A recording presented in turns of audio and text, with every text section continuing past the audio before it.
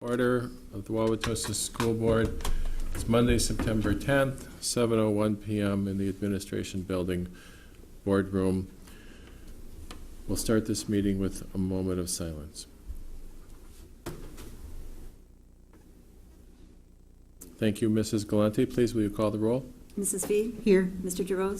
Excused? Mr. Croner? Here. Mrs. Muehlfeld? Here. Mrs. Randall? Here. Mrs. Weber? Here. Mr. Meyer? Here. Members of the Wauwatosa School Board value the input of students, parents, staff members, and community members. The board's regularly scheduled meetings provide an opportunity for opinions and concerns to be expressed publicly. The board values all comments and will respectfully consider this input in decision-making. The board requests that individuals limit their comment on each item to 3 minutes. Following any comment, an individual board member may respond on the issue raised. However, it is not the intent of the public comment portion of the agenda for the board to enter into a debate with members of the community. Because non-agenda items are not publicly posted in advance, no action will be taken on public comment regarding non-agenda items this evening. Is there anyone present who would like to comment on a non-agenda item? Seeing no one, we will move to approval of the consent agenda. Are there any items on the consent agenda which board members would like to remove for separate discussion or action? Seeing none, may I have a motion to approve the consent agenda? So moved. Second. Thank you. Mrs. Galante, please will you call the roll? Mrs. Fee? Yes. Mr. Croner? Yes. Mrs. Muehlfeld? Yes. Mrs. Randall? Yes. Mrs. Weber? Yes. Mr. Meyer? Yes. Thank you. I did not ask for comment. I just hope if anybody had any, is there any post-action comment? We call it a non-agenda comment, but okay. Seeing none. Recognitions, Mrs. Weber, please. State Superintendent Tony Evers named Eisenhower 3rd and 4th grade teacher Nancy Terrian Wisconsin's Elementary Teacher of the Year during a surprise ceremony at Eisenhower School on September 5th. Mr. Evers stated, "Teachers who receive this award are recognized by their peers, students, and parents as caring, committed educators. They represent quality educators who make a difference every day for our students. As part of the honor, Ms. Terrian will receive $3,000 from the U.S. Senator Herb Kohl through the Herb Kohl Education Foundation, and I so move." Well, thank you. Mrs. Weber, is there any, this is a really big deal. So congratulations. It's quite an honor for our school district to have such an employee educating our students. Is there any other Mrs. Weber, please. I'd like to second what you are saying. I think this is the second one in 2 years. Mr. Brennan from Madison received this honor also. And so I think we have a great deal to be proud of with our young, our people who are serving our young people. In addition, Linda Gabby in 2005, 2006, a former East teacher was recognized, and she was the finalist for the state of Wisconsin. So she represented Wisconsin in the national competition, and Ms. Terrian still has that opportunity, and we'll know that within about a month. Oh, thank you very much. With that, we'll move on to reports to the board. Human Resources is first.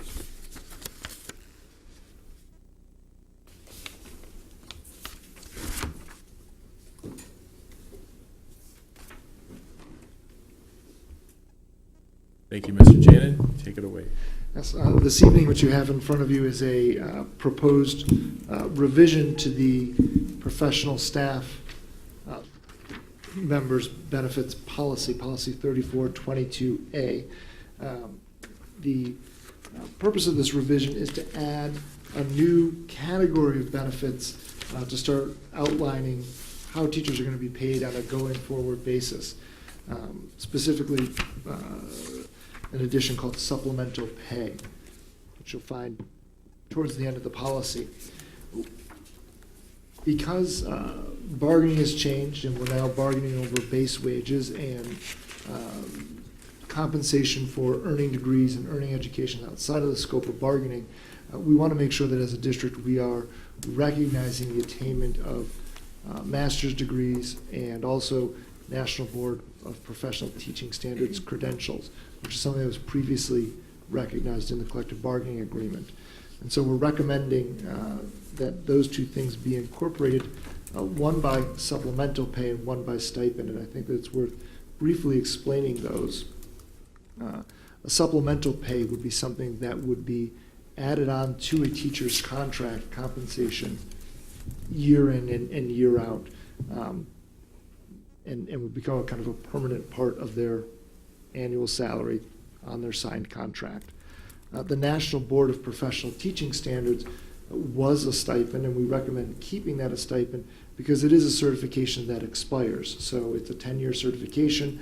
They would receive that $1,000 annually, and then it would be incumbent upon the teacher to renew that. And so rather than making that a part of their contract, it would be a stipend that we could evaluate each January whether they were still certified and then pay out on. Prior to this meeting, we met with the Human Resources Committee and reviewed this policy. And one item that was not in the initial recommendation was to maintain some form of the stipend, or I should say supplemental pay, for attaining a doctorate degree. That was not a part of our initial recommendation. It is something that in the past we have done. We provided $1,415 for a doctorate. It was the recommendation of the Human Resources Committee that when I bring this policy back before you for a final vote, pending comments this evening, that we add to this policy a $1,500 supplemental pay for a doctorate, assuming that the teachers obtained prior approval of the program prior to submitting for the stipend. And at this time, I'd take questions. Okay, I think I'm going to entertain questions or comments from Mrs. Fee and Mrs. Randall first, since they have studied this in greater depth, and maybe they could, shed more board perspective on it earlier before we start into the questions from the other board members. So, do you have any thing to add to what Mr. Chanin said?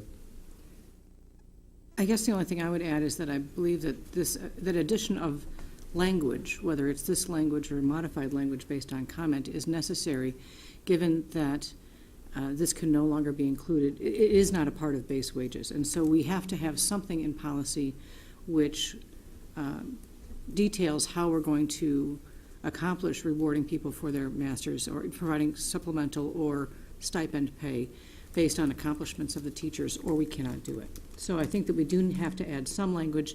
We can debate whether this is the appropriate language, but we do need to have the addition to the policy. Mrs. Randall, do you have anything to add? No, I think Mr. Chanin explained it adequately. Unless there are questions, I'd be happy to help with those. Okay. Other board members? Mr. Croner, please. Thank you.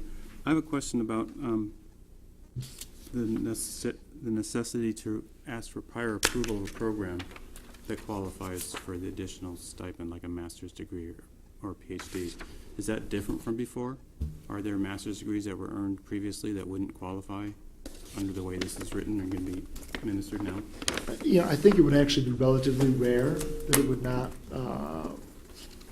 be approved. That said, there are times at which teachers seem to be obtaining a master's degree from that is far outside the scope of their duties, and the question is, what value does that add to be obtaining an additional master's degree if it doesn't somehow relate to professional development impacting his or her classroom? So I think we want to make sure that we reserve that right to say and ask, is this something that is going to have a benefit to our students in that teacher's classroom? So I guess another way to ask this, is this just a continuation of the policy, the way we've been following things in the past, or is there going to be actually new requirements for degrees?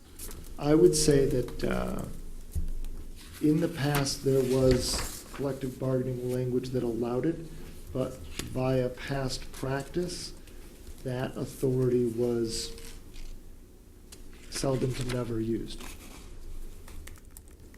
So I think on paper, it's the same. In actual administration, I think we intend to make sure that we're taking a look proactively at master's programs and asking the question, how does this enhance your professional development? I'm not saying that would necessarily lead to a lot of denials, but we want it to be a thoughtful process. That answer your question? Kind of. All right. Are there any other comments or questions from the board? Mrs. Mufeld, please. Thank you, Mr. Cheenan. I have a question on the longer policy, the 3422A. It looks as though under supplemental pay, that's an addition in my copy's blue. Absolutely. The supplemental pay is a complete addition, although, I would say the national board stipend is a continuation of current practice, and the $1,500 is a replacement for the fact that there's not lane movement. So my question is going to be, whatever we say in the administrative guidelines under the stipend, is the second bullet point, may not be clear that it's a stipend because it's underneath the paragraph that says supplemental pay. I mean, it's just semantics, I know, but just to be clear, Could there I- might be some language Can I changes. respond? Yep, in committee, we did talk about the need for definitions. And so the terms supplemental, stipend, and I believe residual is all used here. And we do have, within, I don't know if it's our bylaws or at the beginning of the policies, we do have definitions. So, yes, you're right, they will need to be defined. And I think that whether that necessitates a title change to the section, or whether the definitions will be clear enough, I think we can bring those definition changes back with the policy next meeting. Thank you.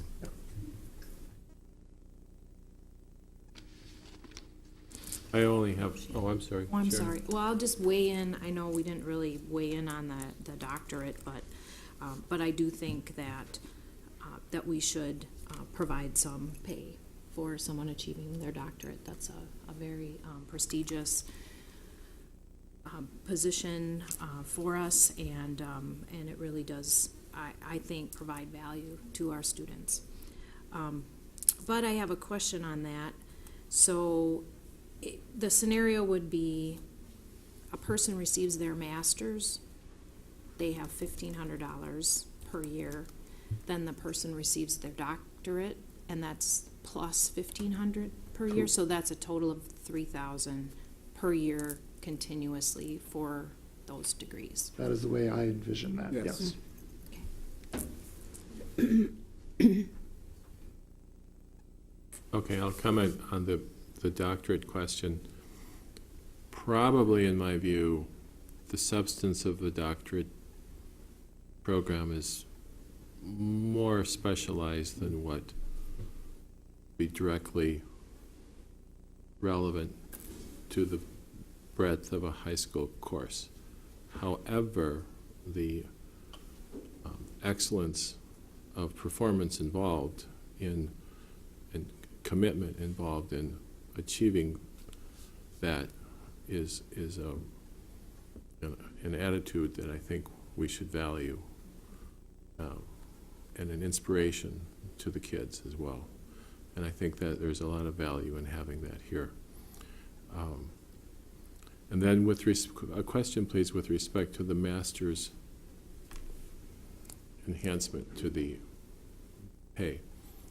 The approval process, does it look, how much will you look at the substance of the content of the program versus the name of the degree or the institution that the degree is from? is there any weighting consideration in those three topics? Yeah, I think that probably a primary concern is going to be the accreditation of the institution and the type of program that it is. So, for example, is it a content specialty degree in a subject area that you teach? Is it a degree like a reading instruction degree that, you know, you're an elementary teacher and it's going to add value to your classroom whether you're a reading specialist or not? I don't think that we're going to go into the depth of analyzing individual course selection within a program, that we're going to rely to some degree on the an accredited degree granting institution to construct programs that are valid. But we are going to have to put a little more thought into that at this point administratively. I think that the accreditation and the overall program topic are more important than the individual program elements in terms of what's reasonable to assess. I could think of things such as history of science compared to science, and three very learned pursuits, and you could see how maybe the name doesn't tell the whole story. So, correct. I think we would look at we would look beyond the degree title at the overall program. I don't think we would look at course selection within that program. okay. Yeah, there's a difference between, I would say, a Master's of Arts in history that you teach, and a general Master's of Education degree. They're different programs. I think we would delve to that level. Yeah. Okay. So if a process question now and timing, does administration wish to bring this to an action item at the next board meeting? Yes. All right. And if the action should pass, what is the implementation Yeah, calendar we, look like? we would be accepting master's degrees this year without prior approval. I think we would waive that requirement, and then we would be looking to approve for next year. I think we would be sensitive to the fact that someone who might be earning a master's degree next year is probably mid-process. And I think we would give heavy consideration to the fact that someone who is mid-process, it may be appropriate to grant them that stipend, even if in the future we might not grant from that institution. I think we're going to have to weigh that value on a case-by-case basis. Do you need the action item to have transition language to recognize, explicitly recognize the grandfathering, if that's what you wish to do? I'm not promoting it or not promoting it, I'm only trying to have our wording. I don't think so, Understood. because the policy, as I suggested, directs the superintendent to write a guideline regarding eligibility. And so perhaps that what should be done is we should expand the guideline to discuss that eligibility requirement. And that would be within the scope of the superintendent's administrative authority to write an administrative guideline about eligibility. But we could expand the policy as well. It's, I mean, it's, you know. Okay, is there any board comment on the question of whether there should be acceptance of any master's degree at the first go-around and then have prior approval after this? I haven't thought through it. I'm just raising the question to see if there's anyone else on the board who sees any merit either way, or just leave it as administration is going to proceed. Mrs. Randall? I think maybe a different way to put it is that this will honor people who already have their master's degree, or as you said, are well into working on it. Will not require the pre-approval. And so, but it will require, I think, it will require a language change in the fourth paragraph, I believe. Correct. The So- language as it's suggested now Right, with the that'll have to September change. 30th, 2012 Yeah. is so that people submitting Yeah, but I this September do, wouldn't. I do agree and support that anybody who has that now and anybody who has invested time that, or time and energy and money that will get it in the next year, should be allowed. But anybody coming to Dr. Erdl this school year or beyond, To begin. yes, to begin the program. So it's really people who are going to begin the program. And this is, it kind of, if you look at why we're doing this, because, it was part of the salary scale before, and they wouldn't have gotten it. So then just to clarify, if we pass this next meeting, it will apply for teacher salaries for the current school year, and you will have some sort of fast-track procedure to grant approvals according to the rules you lay out, and so will it be retroactive to the beginning of the year, or will it be forward Yes. from the date of the approval, or what, how do you The- propose that it work? The way in which I would propose it work is that when we settle the collective bargaining agreement, we would then incorporate that additional supplemental pay in their salary letter, so they would be told, and now you have this.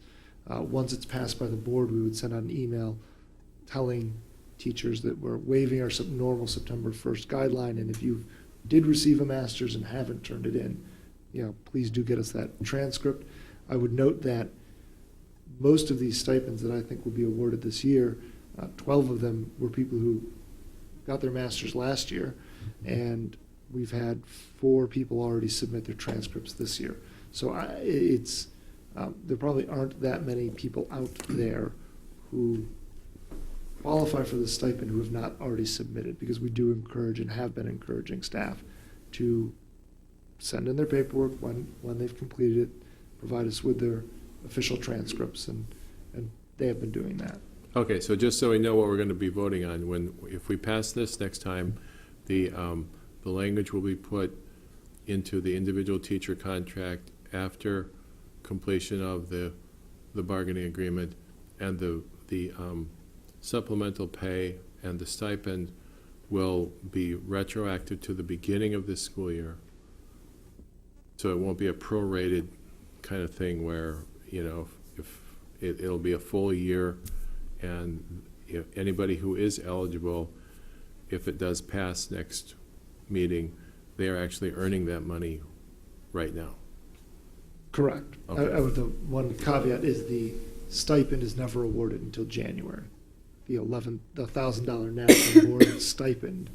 Okay, would- because that's a would- one-time event. It's a one-time in Okay. every January. It's So not an ongoing salary. exactly. Understood. The $1,500 I think we would express it in a salary letter to them, but that amount would be incorporated into a contract. Understood. Yep. Okay, thank you. Is there any more board comment or question, Mr. Croner? Yeah, I'd have to agree, it doesn't seem right to penalize people that have already started a master's program in an accredited institution, to say that you have to go to a different institution or take different programs. So people that have already started should be allowed to finish and participate in this stipend. Moving forward, it's not clear to me that the criteria for what programs are going to be accepted or not accepted, or from which institutions, has been particularly well thought out. And I guess I would like to hear a little further clarification next time about what the criteria are going to be for what we're going to accept. The reason I say that is I read recently where Tony Avers, the superintendent of the State Department of Public Instruction, is against this kind of payment because he says there's no evidence that it actually increases student learning. So I think that if we're going to have this kind of a program, we need to have fairly rigorous standards as to what kind of program we're going to accept, because a rigorous master's or rigorous PhD program would have an effect on student learning. And so I think if we have some fairly strong guidelines going forward, this would be beneficial to the district. And so I'm hoping when it's presented next time, we can have a little more clear understanding of what, these are the kind of degrees we would accept, these are some examples of institutions we wouldn't accept, and so forth. So that would help me. I think it's people that have the desire and the energy to pursue graduate education can become better teachers, but but we need to define, they need to know also a little better what programs they should and shouldn't pursue. We'll have administrative guidelines that will clearly define what programs they can go into and what they can't. And and just to comment on the master's degree piece, I think it's more of a recognition, because we've had administratively that conversation many times and looking at the research about, does it lead to greater student learning, or does national board certificate, does it lead to greater student learning? And I think it comes down to, it's a recognition as a learning institution that we are, that we're recognizing further learning of our staff, and we think that's important, probably more so than the correlation to greater student learning. But I guess I strongly believe that by greater adult learning, it will help enhance students and encourage students to continue their learning. So I'm agreeing with you on that. But I think an important piece of this too could be post-degree, where when, you know, if you have an understanding with the teachers that once they come back, once they complete their degree, you know, have them help you, show you how it improves what's happening in their classrooms, and maybe have a plan for how they can transfer what they've learned to other teachers and help it spread knowledge within the district. So I think if we approach it that way, that we can take advantage of people that have the energy to go out and try to better themselves and get some professional development, but once they bring it back, help them make sure there has a positive effect in the classroom and also a positive effect on other teachers around them. And if we do all that, I think we would have a very positive impact overall. Okay, is there any more board comment or question? Is there any community comment or question? Being none, then we will see this as an action item on the next agenda. And thank you to the Human Resource Committee for your work on this. Next is the Student Services Report, the first day enrollment report.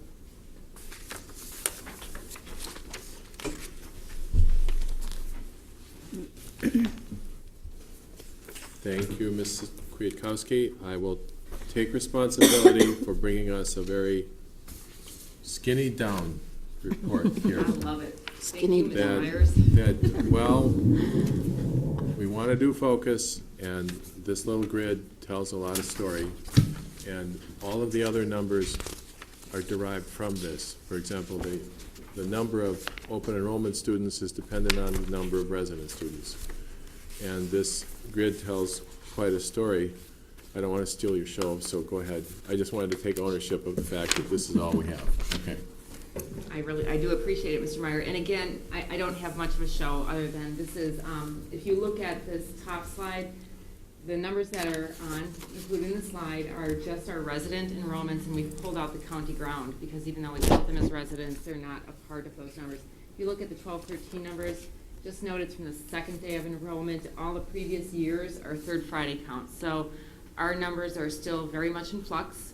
Because of the change in state law right now, we can accept open enrollment students through the third Friday of the school year. So we're still in the process of registering families every day. It's been busy in student services. You all received a copy of this in the board packet. The slide, and I apologize, I can't get it all up, but the lower slide basically shows the change then. Those are the numbers that we have for you right now on our second day. After third Friday, when we clean up our numbers and our data, we'll have a more comprehensive report, including with information about all of our student enrollment. This data is clean. It's just Well, it's clean. I to the second day of apologize. school. The second day of school versus the third Friday, which is what our funding and everything else is reported on, is based on our third Friday count. So that's the number that, in the end, we're really interested about. As far as just overall enrollment, I did bring that on the second day of school. Our overall enrollment was 7,313 students. I think one of the other components, or a couple of issues, if you look at this chart also, that is pretty telling. If you look at the numbers, the resident enrollment in SK is a pretty good indicator of where we'll continue. So if you look at SK and follow it through from year to year, you'll see, generally speaking, we can count on that enrollment and a bump. Certainly at ninth grade is another indicator as well. But I think if you go through and look at SK, and I think the sign that we have at 416 for this year for SK is a pretty solid number. I think it's first day numbers, I always get kind of worked up and I look at them and say, what's this going to be? And I know third Friday numbers are always a lot different. So I think this chart, when we do it on third Friday, is going to have some meaning. If this were third Friday, I'd be concerned with some of the drops in the middle school grades as compared to the 3 years previous. So if you look at the bottom chart in the yellow, some of the areas that would be concerning. But I'll wait till the third Friday and do some investigation and see what some of the issues are. I mean, we have somewhat transient population of people moving in and out, but I think we have a clear goal of increasing resident enrollment, and we've been successful in that in the last several years.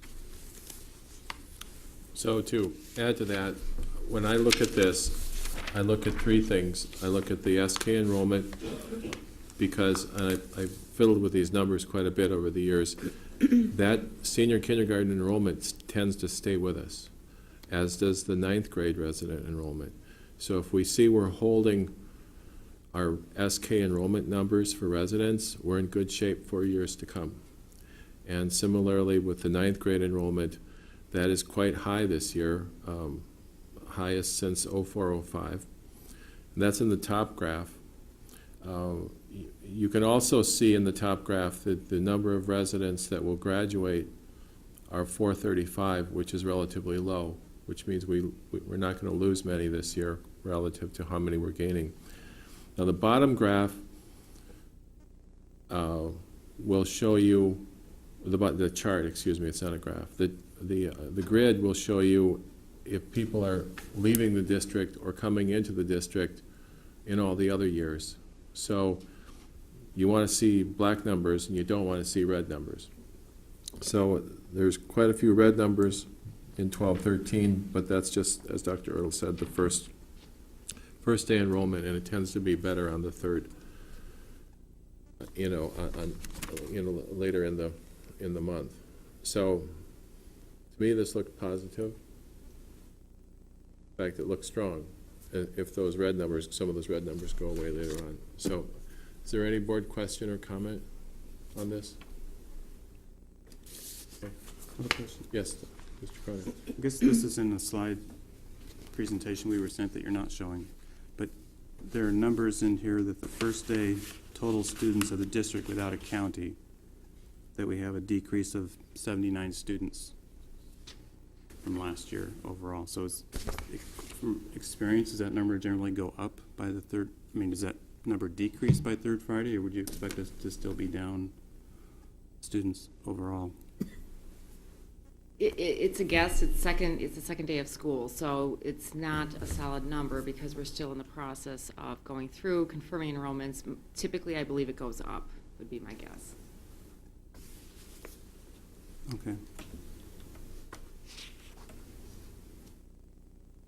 Okay. Is there any other comment from the board or question?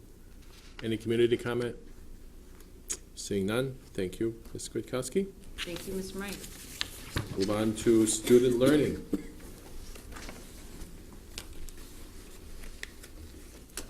And Mrs. Ehrenberger is going to talk about grading practices. Good evening. I am going to give you a summary of some movement that we have made this year in trying to implement what we know is research and best practice in grading. As many of you may remember that last year at this time on opening day, the teachers had Dr. Tom Guskey here, and he is an international expert and researcher on grading. And then this past summer, many of the administrative team heard Dr. Ken O'Connor, who is also an international consultant. And as a result of that, the secondary principals made some efforts to come up with some indicators that we could implement this year so that we could move forward in the direction toward best practices. I want to be really clear in stating that there are many teachers in our district that already do best practices in grading. You will find that our elementary teachers typically already engage in those kinds of practices. So the shift into looking at grading in elementary is a little different than it is in secondary schools. But having said that, we also have secondary teachers that that engage in best practice grading. what we're looking for is providing some consistency across grade levels and departments in how we implement some of those things.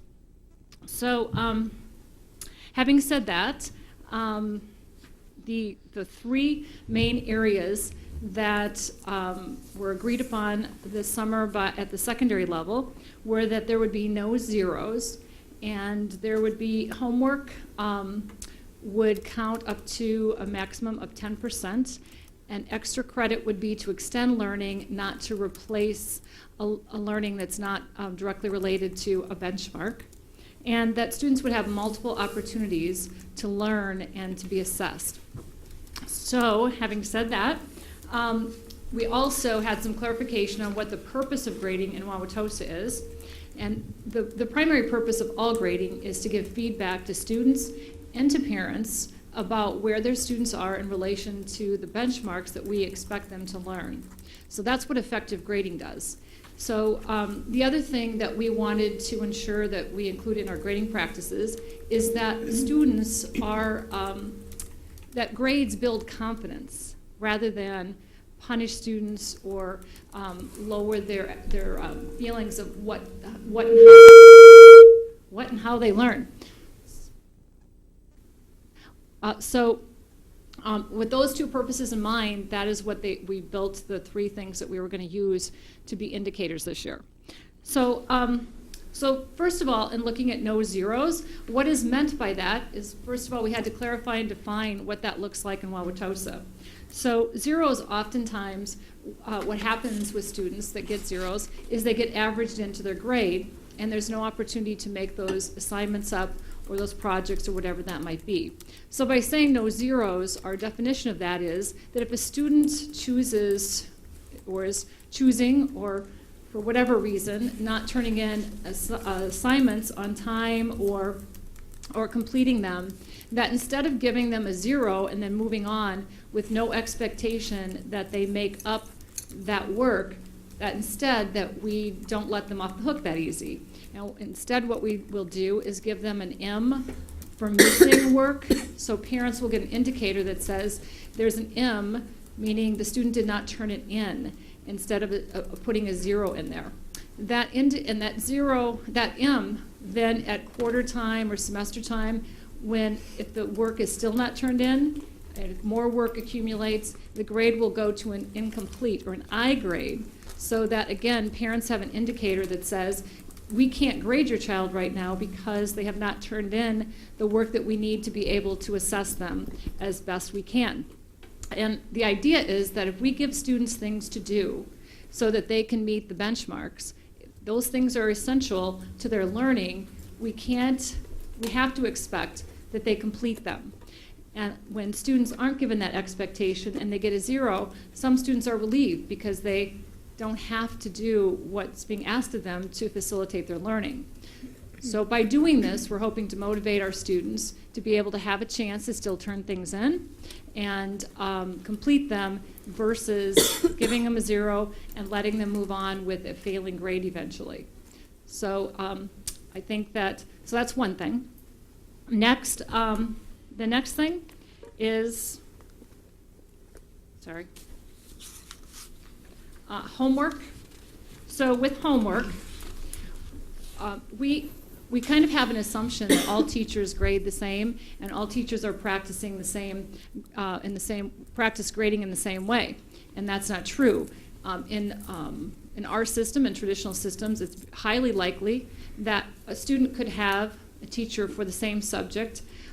Two different students could have two different teachers, and in one classroom, a teacher may put a lot of emphasis on homework. In the other classroom, they may just put emphasis on assessments. So in one classroom, a student could get a grade that is failing or not a good grade, and the other classroom they could get a B or an A based on what it is that teacher is grading. So what we're doing with homework is trying to give some consistency to how a grade is determined, again, across departments and grade levels, by saying that you can use a maximum of 10% for homework. The other philosophy that is presented in the research regarding this is that when students have homework, again, Homework shouldn't be new learning. Homework should be practice. It should be practice for students to be able to master the learning. And most often, students shouldn't be penalized for practicing.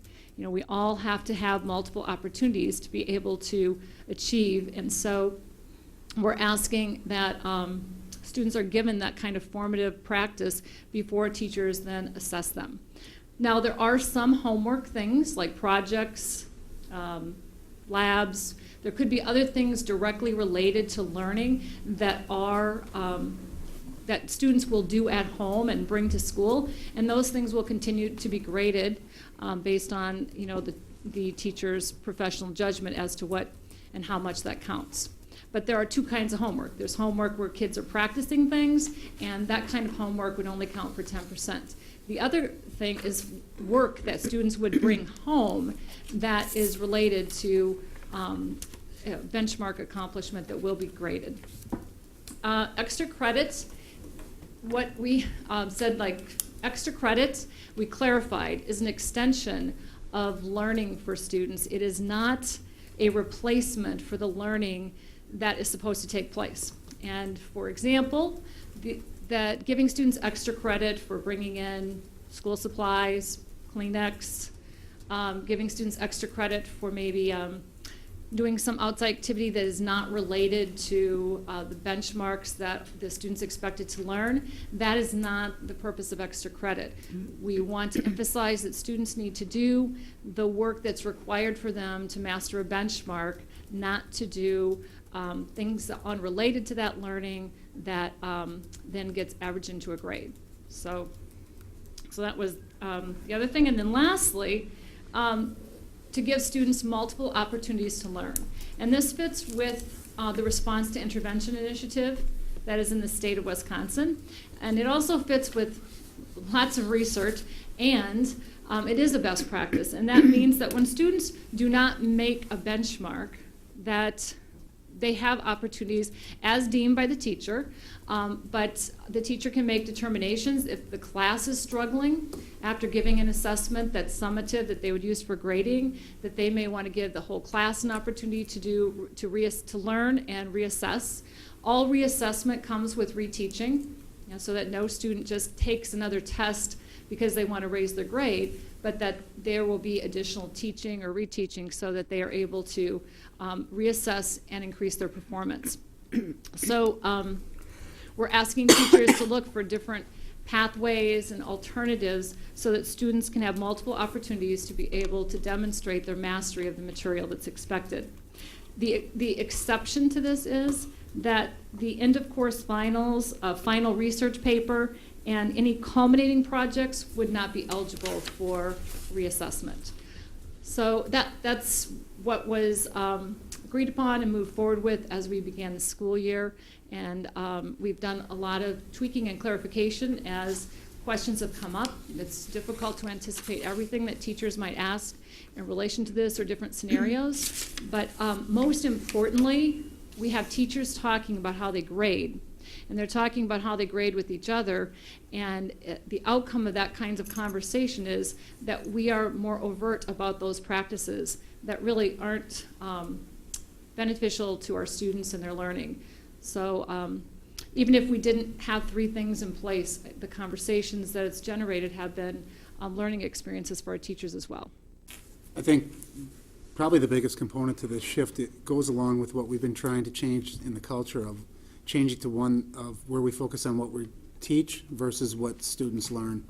And we need to have proper grading practices in place to make that shift, because otherwise it's still, I'm going to teach it, whether you learn it or not, we're moving on, and we're going to leave you behind, and you go figure it out on your own, or we'll send you somewhere else and you can go figure it out. And we've done a lot of other work in the past 3 to 4 years on making that shift to focus on what the students are learning, not what we're teaching, and I think this is another step in that direction.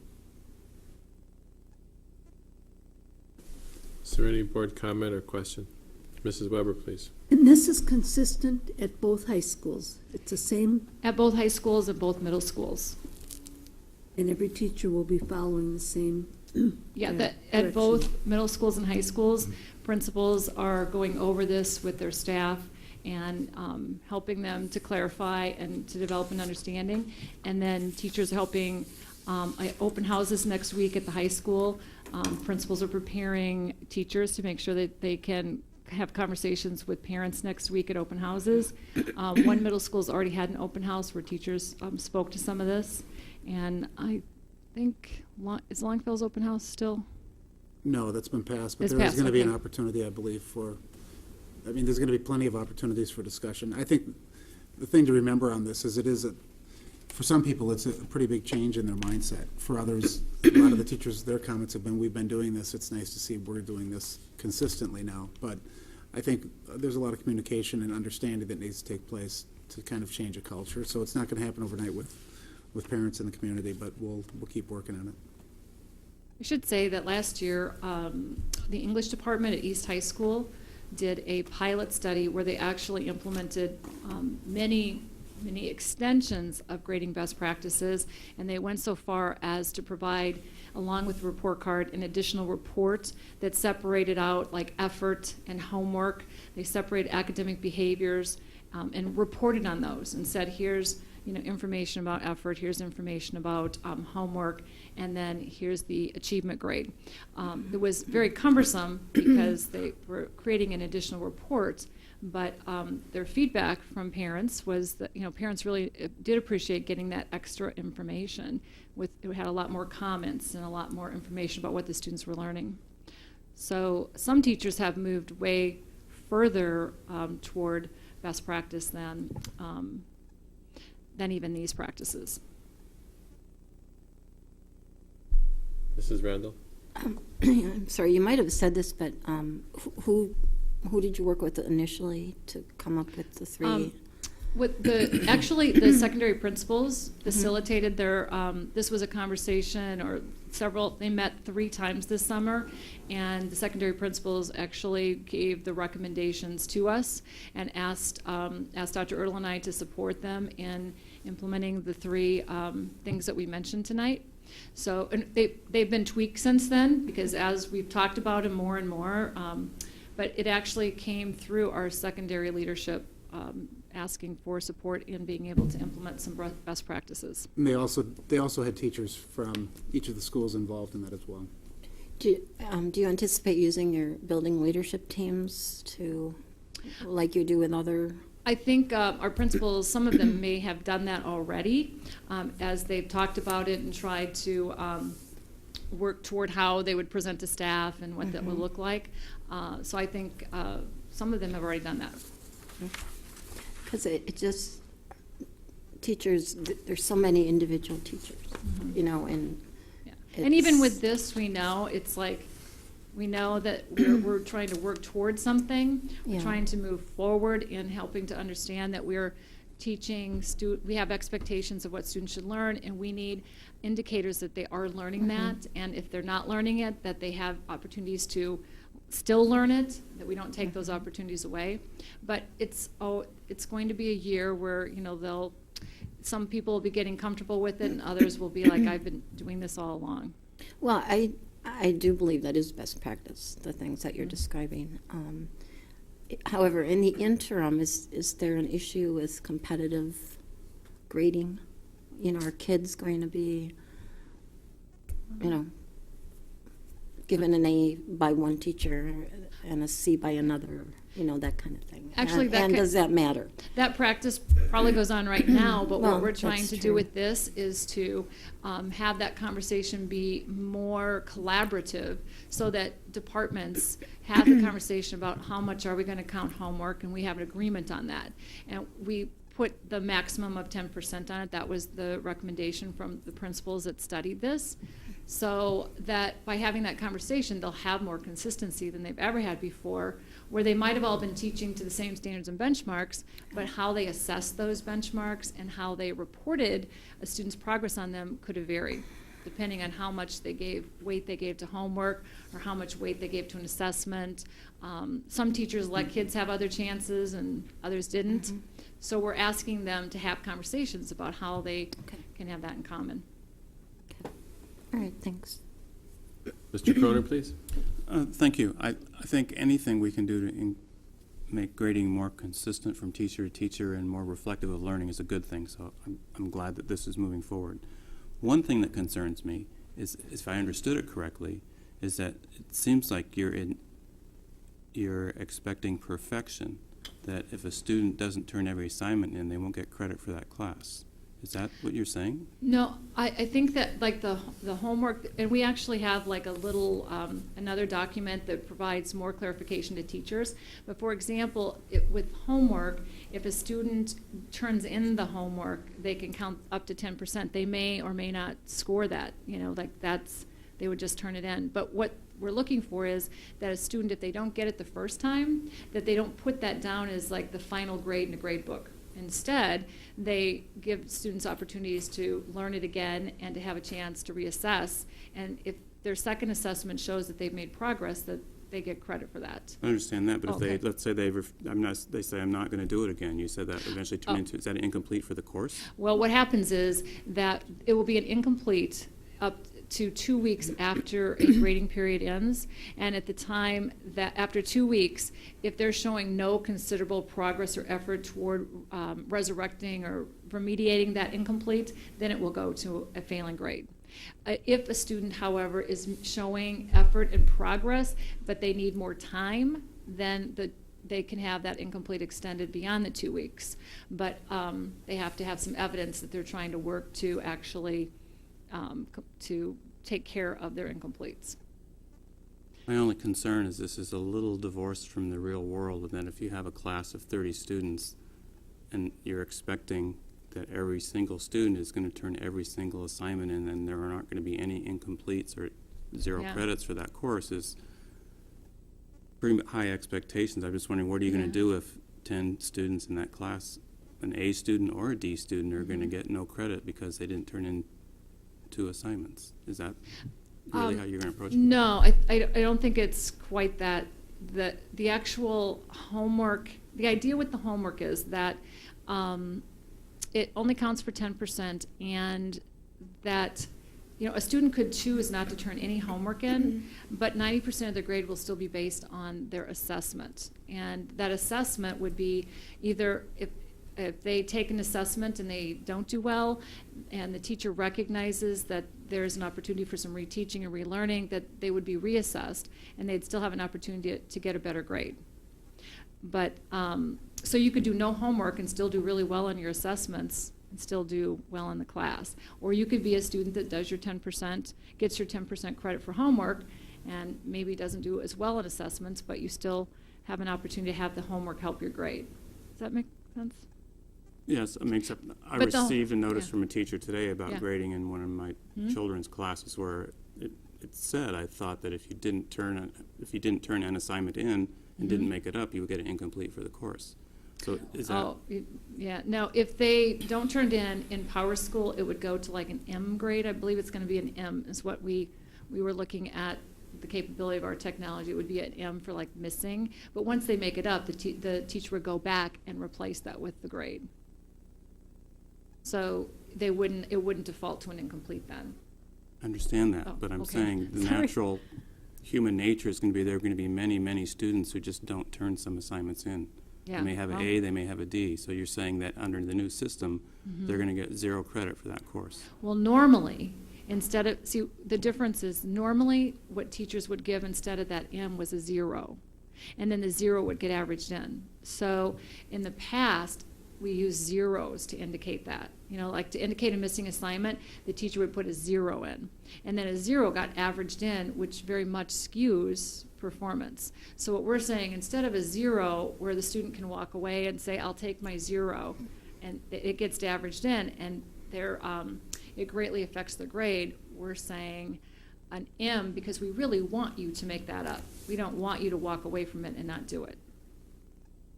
So we're trying to encourage students to turn that assignment in because it's important to their learning, instead of giving them a 0 and then no chance to make it up. Does that make sense? I understand that, but Okay. let's focus on the next step. Okay. I just want to make sure that Yeah. anyone that's watching this understands where we're going Yeah. as a district. If students do not make up the work, Okay. are they going to get no credit for the class? potentially depending on how their grade calculates out without having that assignment in. So if they miss like one assignment, whatever proportion of that assignment is for a grade, it doesn't necessarily mean that after 2 weeks, the grade gets calculated. And any M's or I's will be converted to zeros, just as they were in the past. So at that point, whatever in the past, they would have had the zero already in there. But at some point, we do say, okay, it's over, and you've had 2 weeks to make this up, so now we're going to go ahead and calculate that grade. And if they missed one assignment that was a missing assignment, and they calculate the grade, it might be a C. So they're going to get their C. Okay. Okay. Mrs. Fee? Thank you. This conversation highlights my main concern here, which is how is this going to be communicated? You've touched on it's going to be at open house, but I don't know if you've ever been to an open house at the high school. It's chaos. And there's a very short period of time for teachers to get out a lot of information. And I'm concerned that if that is the main way for parents to be informed as to how this change is happening, that there's going to be a lot of confusion on that issue and probably others as well. So what other means of communication do you plan for parents to understand the new system? And what about the students? Because I'll tell you what happens in the adolescent's mind is no zeros, homework's only 10%, I don't have to do homework, unless it's explained very clearly. So how is that communication Well, going I to think take that place? communication starts with us doing this well with our teachers, so they understand, so that they can communicate that well to students. As far as parents, our principals have been talking with the teachers who feel very confident in talking about it at open house. Principals are also, I will say that at least at the high schools that are having open house next week, both principals have said they'll have a session, opportunity for parents to be able to talk and ask questions with them. We have posted in the past, we posted a lot of the research on the grading practices and like the rationale under parents on the website. We have had conversations about that. It's a delicate balance because on one hand, this is not like a significant change. The difference is we never talk about how we grade. So it's kind of like the hidden agenda. Teachers, grading has been all over the place and we've never had the conversation. So, on one hand, the only thing that's different is we're finally talking and communicating about it more than we ever have before. Before, we just let teachers would tell parents whatever, and it's a trust thing. I trust that you're doing grading in the appropriate way. So this actually brings about more communication, more dialogue than we've ever had around grading. We've talked about an alert now. We've talked about some of those. We think some of those things can be more confusing to parents than others. And that's why we thought at first we start at the building level, having teachers do their best job in communicating with students and parents, and then principals trying to help have individual conversations with parents, which some have had, but there hasn't been, both principals have said that at the high schools have said they've had some inquiries.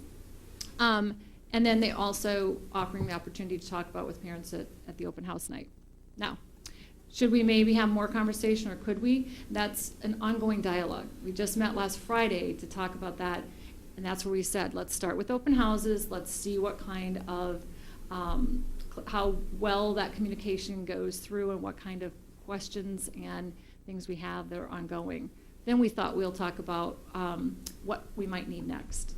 So it's not that we didn't have a plan. We just felt that the trust level and understanding it comes much greater at the building level than just putting out some huge communication that may just confuse people more than actually clarify it for them. This also sounds like it's different than the pilot in the English program last year. So and that pilot actually worked very well. Mm-hmm. Has that been abandoned, or is the English department going to have a separate grading thing continuing what they did last year, or how is that going to work? Yeah. Well, last year with the English, by second semester, they abandoned a lot of it just because of the magnitude of the paperwork, and it has a lot to do with computerized grading system. And if all teachers did that, if we all agreed to do a report card that way and to report grades that way, then we could do it, and it would actually be as cumbersome. So what the English department is doing is still this helps to move more teachers toward what they were doing, but it doesn't move them as far as what those English teachers were doing. But what that has done is, like second semester, they tweaked it to make it more manageable, and they continue to, like, they don't do extra credit. I can't remember but they all had an agreement about how much homework was going to count. It was, and they were doing all of these things and continued to do those even second semester. So they didn't abandon it. They just had. Well, my question is, are they going to continue with their system separate from this, or are they? No, they're okay. not. They're So not everyone will be continuing on with the it. same page. They would like to, but we just have to we'd have to find a more reasonable way for them to do that reporting. It just doesn't fit with our system right now. But as we move forward, that would be a direction that, ideally would be where we would want to be at. Okay, thank you. Mrs. Weber? As you move along, it sounds like we're giving young people more opportunities to achieve. Are they encouraged to come in if they get clarification, get understanding on a test particularly? Are they encouraged to take time to come in and talk with the teachers?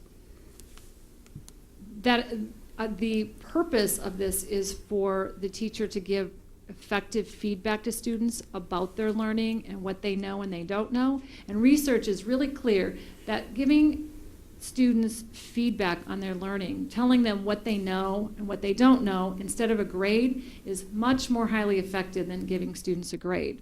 Because then they know what they need to do to improve, they know what it is they already know, so that they can play a larger role in what they're going to learn. So this is designed that teachers would have dialogue with students about their learning and have more dialogue and give more feedback. So that would be a desired outcome, would be that we have teachers that do talk on a much more regular basis with students about their learning and and their mastery of that learning. For me, that's a real important factor for success. Yeah, it's easy to grade something and then be done. So the purpose of this is that the grading is not always the end point. It's about what did they learn and what do they need next. That collaboration, I think, is what you're saying. Yeah. Mrs. Neufeld, please. Thank you. I just want to piggyback a little bit on something Mrs. Weber just said about testing. Can you tell me in the new environment how that is going to be percentage-wise or weighted? We have not given any direction on that. The only direction we've given on that has been that, along with professional learning communities, that we need to be using common assessments so that we also have, we know what it is we want students to learn, and we're assessing them to ensure that they have or have not learned that. So we've asked the departments to have at least a minimum of 4 common assessments that they have collaborated on and that they continue to improve and evolve. And those assessments have to be aligned to the benchmarks that they're supposed to be teaching. So that's the direction that's been given on assessing and testing. Well, I mean, the reality is a lot of units, they have tests or assessments or whatever you want to call them. I mean, there's a lot more juncture, and I just don't know. I have to be honest with you. I am unclear at what we're doing here. Not all assessments are summative, meaning not all assessments need to end in a grade. Some assessments are formative, and the purpose of that assessment is for the teacher to find out what the student knows and does not know. That's a formative assessment, and its intent is not to be graded. Summative assessments are like endpoint assessments that say that we're at a point in this learning where we're going to stop and we're going to take a dipstick and see, where you're at, and it's going to be part of the reporting process. So, not every assessment has to be graded and given a grade. They should be learning opportunities for students. And, if teachers score every single thing they give a student, they're not giving students an opportunity to learn something and to grow from that. They're just grading things and moving on. But to me, the most important thing is that our students know what is expected of them, and it is clear and consistent to them. Yep. And that's what this is. Because I am, again, unclear at what we're going to be doing going forward. But, I understand that you're working some things out. I hope it is clear. Yeah, if you have some questions that would help with your clarity, I'd be happy to answer those. You can certainly call me as well. Well, another concern is if at the beginning of the year, the teachers are handing out syllabuses, are they now changing this a couple weeks into the school year and then recommunicating this? Because I think that would be confusing as well. That could happen. To be honest, that could understanding happen because teachers have variable stages of learning and understanding, and I would much rather have somebody be able to correct something that is more in line with best practice and more beneficial to student learning than to have someone continue with the practice that is punitive or doesn't support that student's learning. So I think we don't want to also underestimate the ability of students to be able to adapt to a teacher that might have to make some adjustments. So, it's like all change. It takes time and patience, and we'll make some mistakes along the way, but we're at least moving on working in the right direction.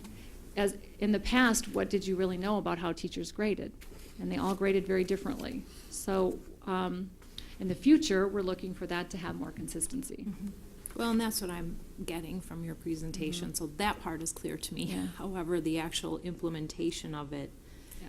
There's always going to be professional judgment in grading.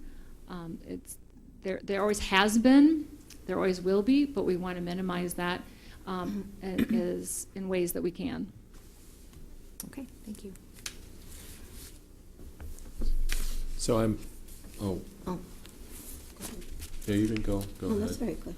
All right, we're gonna wrap this up, so I just have some questions, and do you have something, did you talk on this topic yet? Yeah, but I have a question. How about if you ask your question? Okay, first? my question is, in the research and with the experts that you've been working with, is there an assessment for the staff to show how this is working? Or how are they gauging its success, or is that not? Not in the research. The research more speaks to the kinds of behaviors teachers would engage in order to have standards-based grading. As far as feedback from the teachers, that's partly why we've continued to have several conversations. We started the school year with an idea of what it would look like based on what the principals had brought forward, but we've met twice since then and done some tweaking and adjustment, primarily based on teacher feedback and helping to clarify for teachers so that they do understand what we are speaking to. So yeah, I guess maybe a better way to ask is, how do you know if the teacher is implementing this as it was meant to be? What's the outcome you're looking for? Yeah, well, the outcome would be if we know of situations where there are things that are happening that are not in line, that our principals are committed to addressing those in an appropriate way. Yeah, that's. Yeah, sorry. Thank you.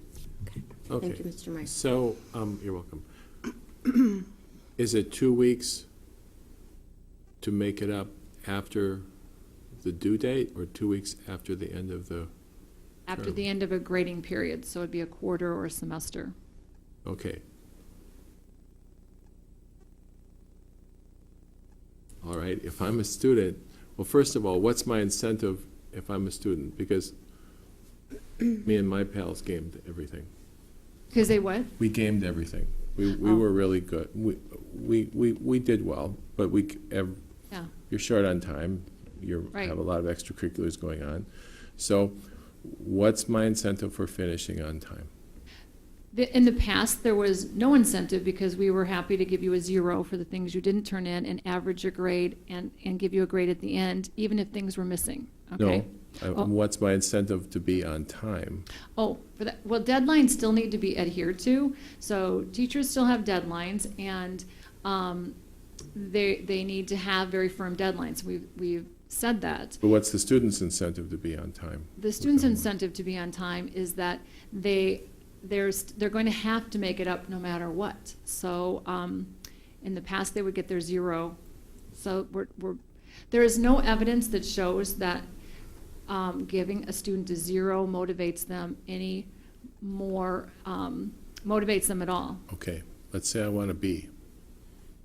So I'm going to game this all quarter, and I'm going to see what my test grades are. Yeah. And then after I see what my test grades are, or how my test grades are going, I'm going to decide If I make stuff up or not. if or how many of them I make That up. goes on right now. I'm sure, well, no, Yeah, it does. well, but, Yeah. But. okay. Yeah. So, okay. So if you're willing to accept that some students will game it, and What we're trying to send the message to students Mm-hmm. is that when we assign things and we're going to score and grade it, that it's important for you to be able to you need to do that because it's related to the level of learning for you.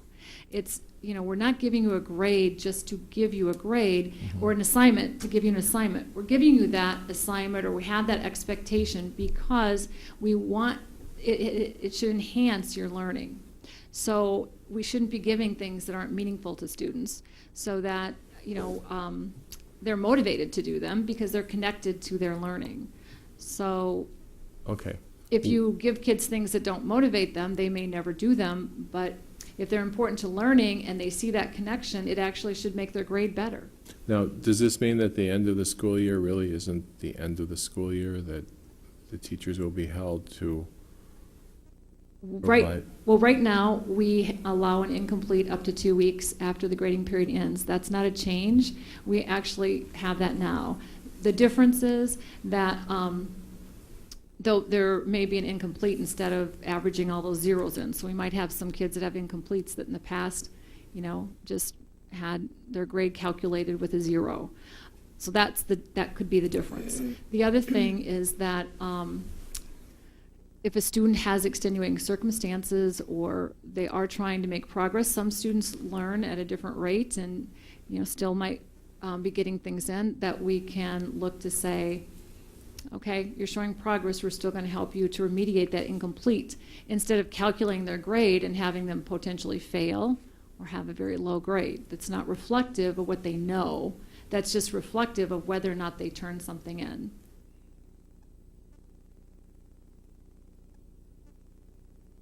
Well, I wonder if, I don't want to give away trade secrets from my high school days, but, no, but I'm serious, that if you have an A student and time is short, and I would, for math exams, no, I better not give away trade, I don't want to be a bad, influence, but there are going to be some high-performing students who are going to figure out, well, gee, here's my grade, and this is how many of my homework assignments I have to do the week after the quarter ends in order to get the grade I want, and the rest of my, and I don't know that that's a good thing. There doesn't seem to be a positive incentive for those students who are capable of finishing on time, who want the good grade, who will get a good grade, for them to not game it and cause disruption unnecessarily at the end of the quarter, when those students who really seriously did have real problems about finishing on time, who really would benefit from the attention of having the additional opportunity. And you're going to have those kids who, they're right beside them, who gamed it because that just made mathematical sense to them, competing for the teacher's time at the end of the year. All of those things happen right now. Those are student behaviors that we can never control for in the ways that we'd like to.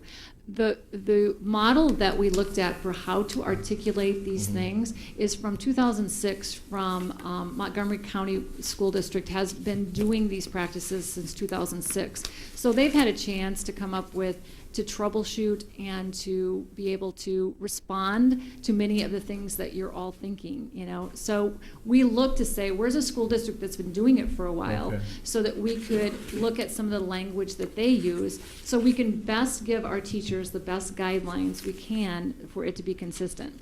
We're a little behind compared to the rest of the country in standards-based grading. So it is. I understand the complexity of it. The thing that we have to remember is that grading right now is has a lot of inequities and a lot of judgment, and it doesn't always reflect what students have learned. Sometimes it reflects whether or not they behaved in class, whether or not they attended class, whether or not they brought the Kleenexes to class. And what we're just trying to say is we want our grades to be authentically about what a student learns.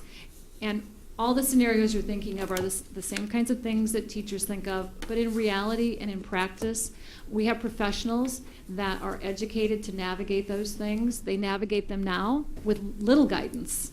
So now they have more guidance to navigate those things with. And it's going to have some angst. It has had some angst, but when it all boils down, it boils down to doing what's right by students and reflecting their learning. So it's hard to argue that we shouldn't try it just because it might have a few questions might pop up that we want to try to answer then. I'm not arguing don't Yeah. try it. I'm only saying there's this one little missing ingredient, which is the positive incentive to be on time.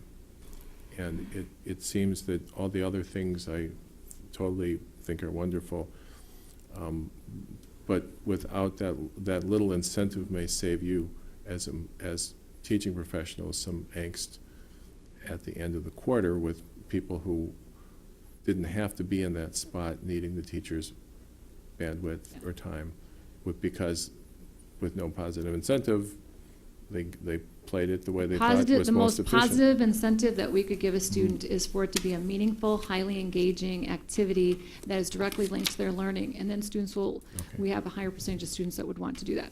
But I understand. All right, thank you. All right, let's, yeah, Mr. Croner? Just two comments, things I hope you consider, just based on the things I've heard here.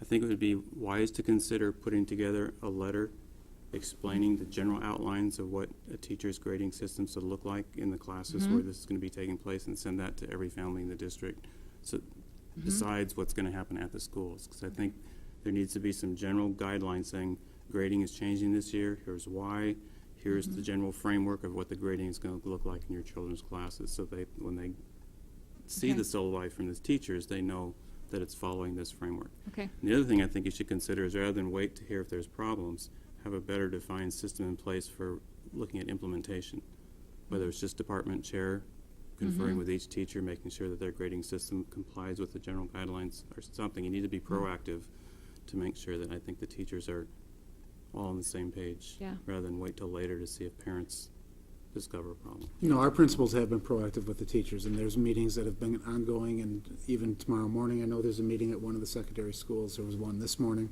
So they've been proactive in having those communications. Okay, should we move on? Any community comment?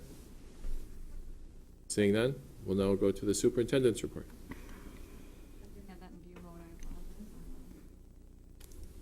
Did you kill my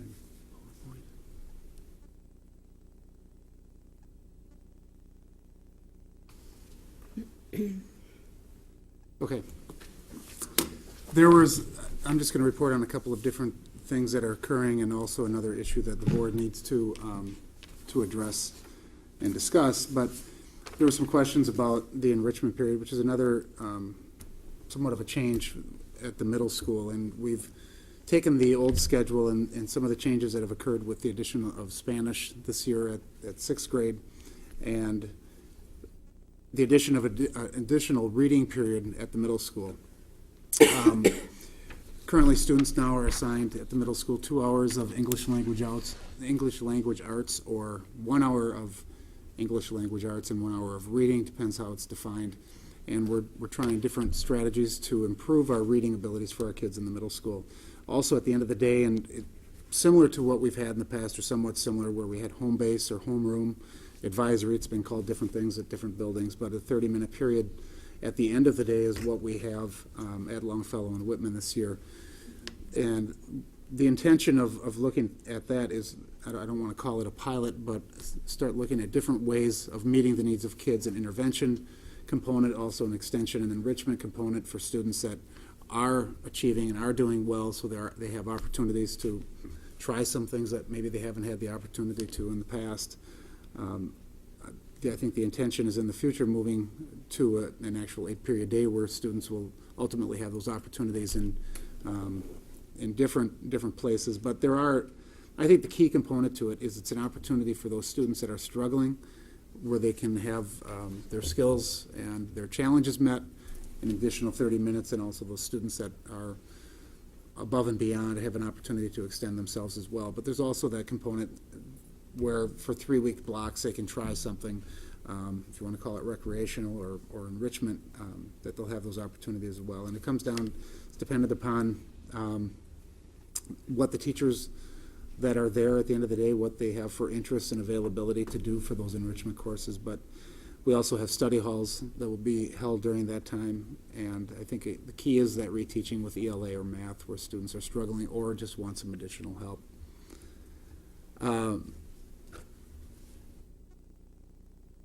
Also a question about recess at the elementary schools, and it's interesting when you really look into where we're at in recess, and I think that component comes down to, or that issue comes down to instructional time for students. As we continue to have higher expectations for our students, and I think anybody that has had an elementary student in the past 10 years knows that the expectations have changed, and the challenges have become greater for our elementary students, but more so for our elementary teachers in trying to compact and teach and get the required curriculum components and get the required learning components in for our students.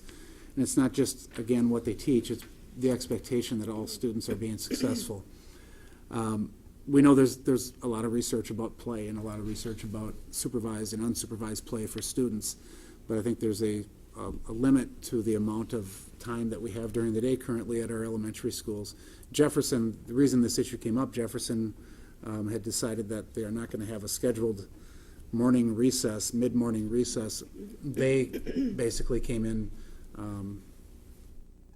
to consistency with all the other elementary schools. There is still a recess over lunchtime. There's supervised time before school. Also, many different grade levels that have afternoon recess as well. But we're trying to make sure that we can meet the academic needs of our students, and also understanding that for some students they need to move. I think one of the other components we're trying to do is incorporating more movement in our day for our students. Elementary students shouldn't be sitting in a desk for 3 hours straight. I don't think they're capable of doing that. And we're trying to learn and do more of that and more active learning. You'll hear the term active learning often in the coming years, but it's really something we're trying to accomplish at the elementary level. But I think this is ultimately going to lead to a discussion of looking at our minutes at the elementary level and whether or not we have enough minutes during the day to accomplish what we need to accomplish. We have a specific science curriculum now. In the past, science was taught when there was time. Sometimes students would go weeks without getting science, and now it's a prescriptive curriculum that they are going to be getting.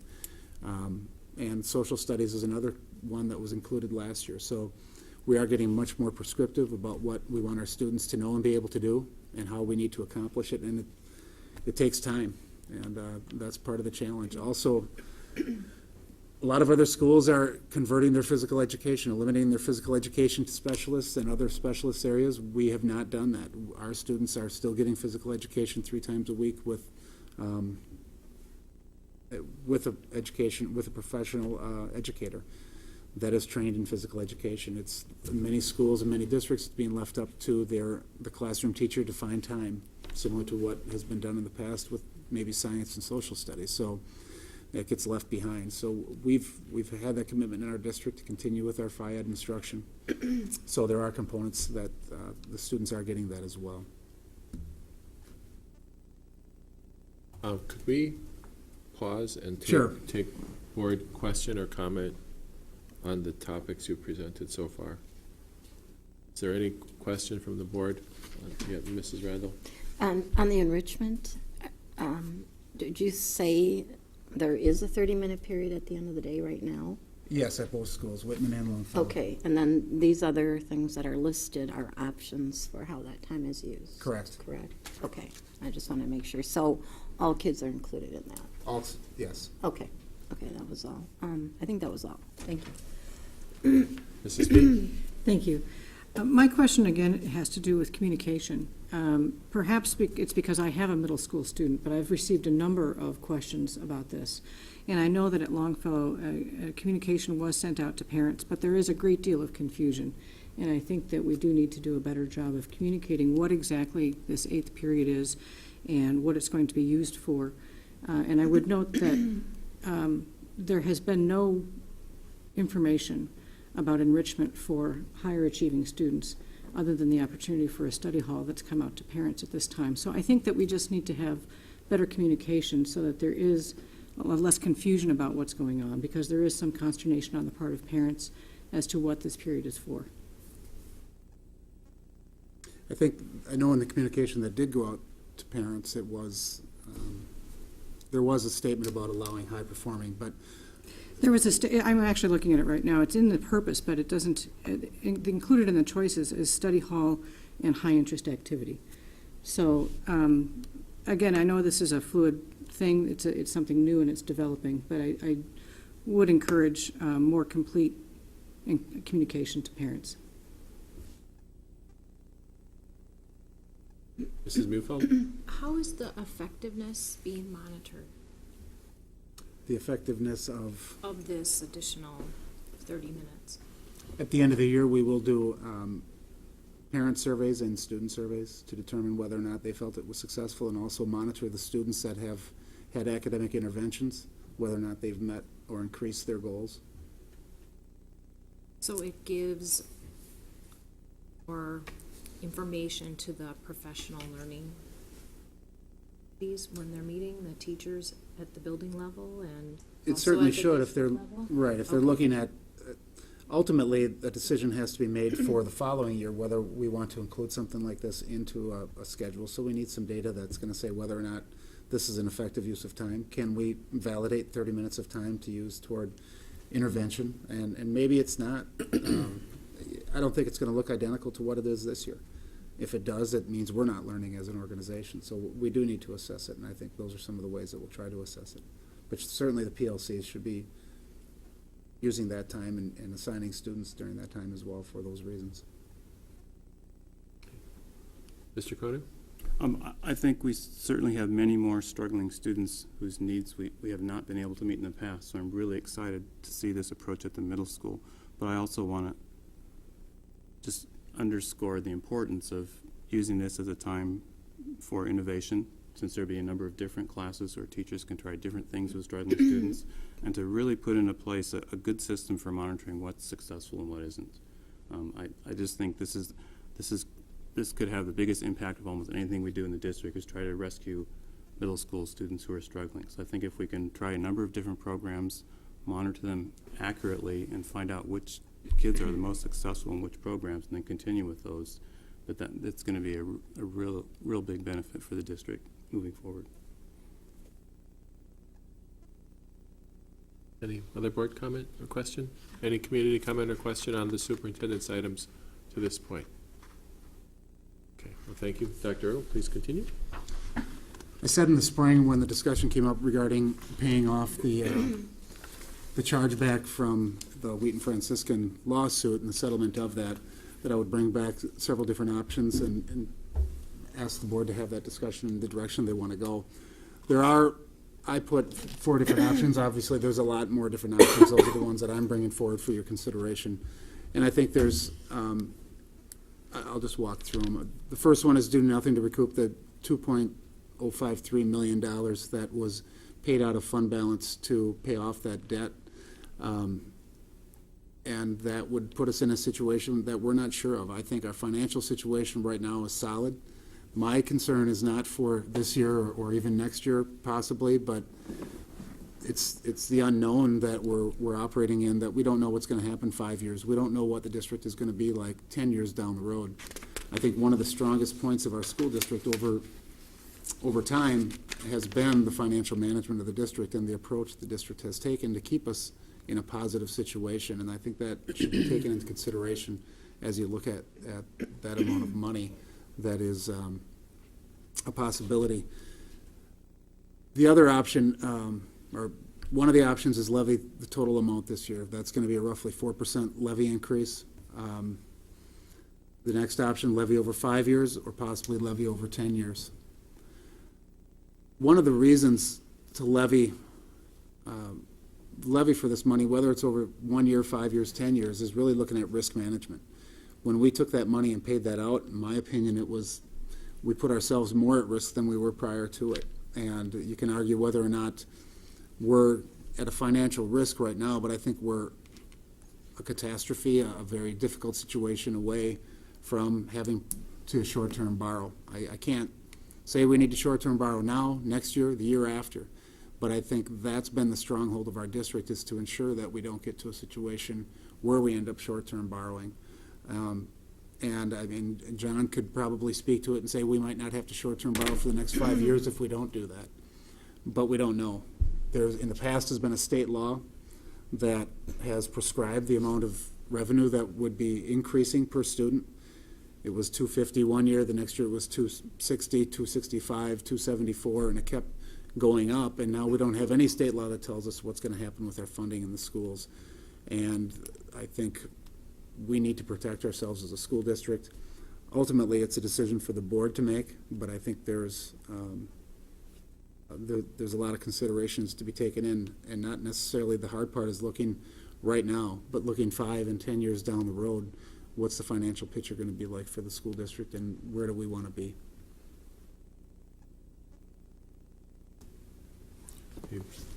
Before we take board questions, I'm going to add something. As I'm trying to take a goal-oriented approach, a step beyond a data-oriented approach, and the board has discussed, I work with Dr. Ertl to work on a set of goals this fall.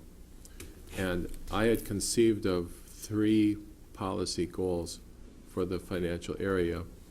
And one goal was a clean audit report, which is what we have every year. There had been some input from the treasurer, Mr. Kroner, about controls and how do we know.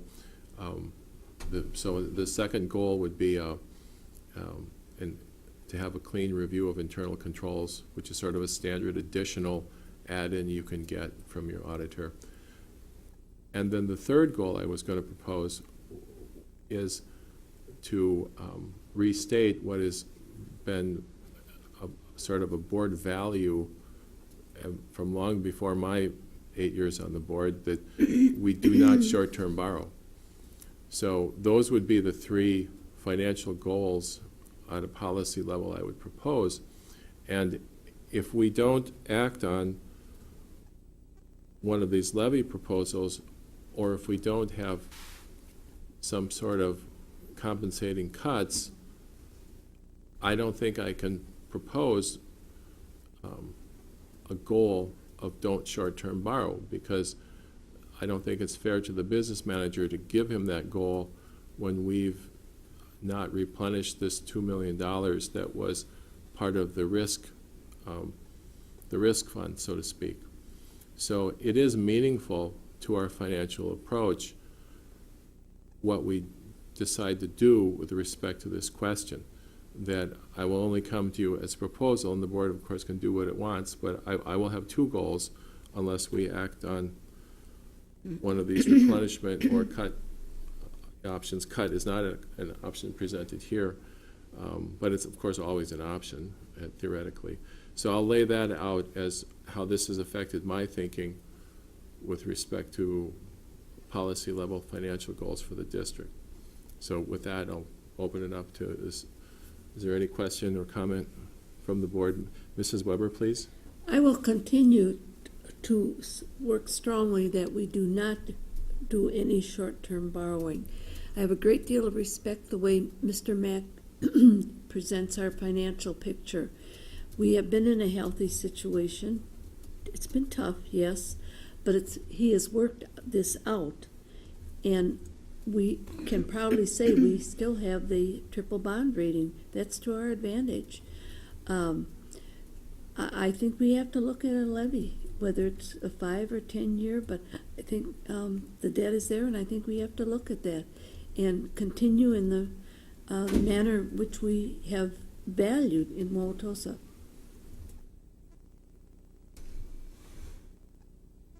Mrs. Randall? Okay, this is a really basic question, but it seems odd that either this is money that is due the district or it's not. It just feels odd to have this $2 million choice.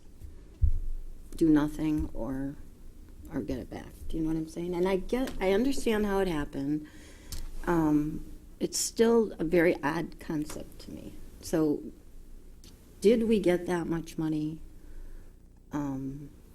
Did taxpayers pay somebody at some point in time, and were we part of that? Maybe just a real brief overview of where we got to, but again, it's just an odd thing to me to have that be a choice. Mr. Mack, can you kind of walk through that again, the scenario with the chargeback and how that came about?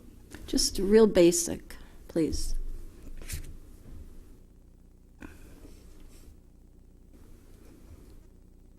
This came about simply because the city took a position that Wheaton Franciscan property that resides in the city of Wauwatosa was taxable, and when it came to a court decision, the Supreme Court eventually ruled that it was non-taxable. Therefore, all the taxes that the city collected over a period of, I believe, 9 or 10 years had to be refunded back to Wheaton Franciscan, and the underlying tax jurisdictions had to pay back the city their share, who then in turn would pay back Wheaton Franciscan. So if we weren't supposed to collect it in the first place, why are we entitled to it now? May I? My understanding, Mr. Mack, was that we supposed to collect it, and we did. It came from the wrong place.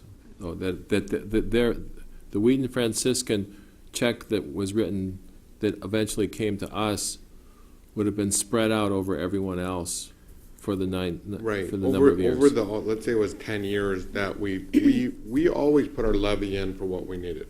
And over that period of 10 years, the pie was divided a certain way, which included Wheaton Franciscan.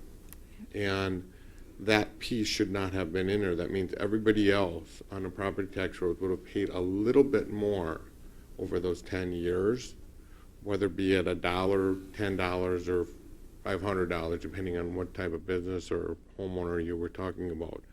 And because the pie was not correct, the way the system works that's in place, they charge back, and then we have the right to re-levy money we already levied for a second time. So it appears like we're asking for money over and above what we should be able to do, but we're actually trying to just recoup what we paid back to the city.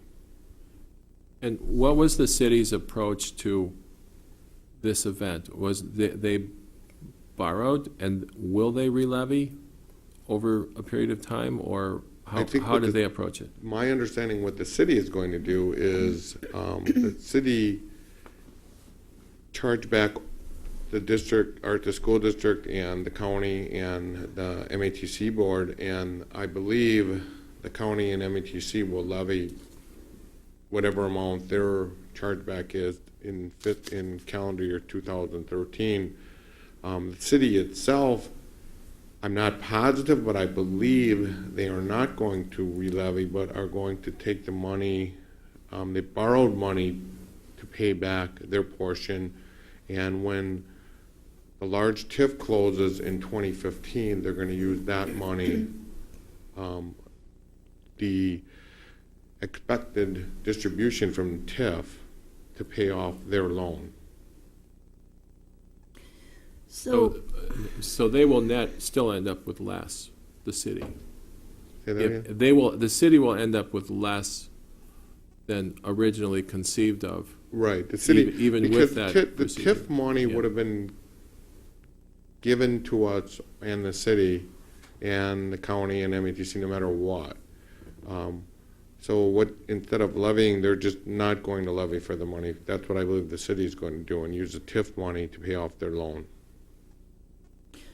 So this is the amount we paid to the city a couple months ago, correct? That's correct. Okay. How much did we actually benefit from the fact that we did tax, or that the city taxed Wheaton Franciscan and we got some funds? Was it the same amount? How much do we benefit? Yeah. We did get some funds during that 9 or 10 year period. Correct? We didn't get any more money. We were under revenue limits, so we're still at the same level. It's just where the Right. money came from was, I think, different group of people. Okay. I mean, we paid this back because it had been given to us originally, correct? Right, we paid it back to them, but we just paid it out of fund balance. I know. We really didn't I levy know. for that money, Right. nor. Right.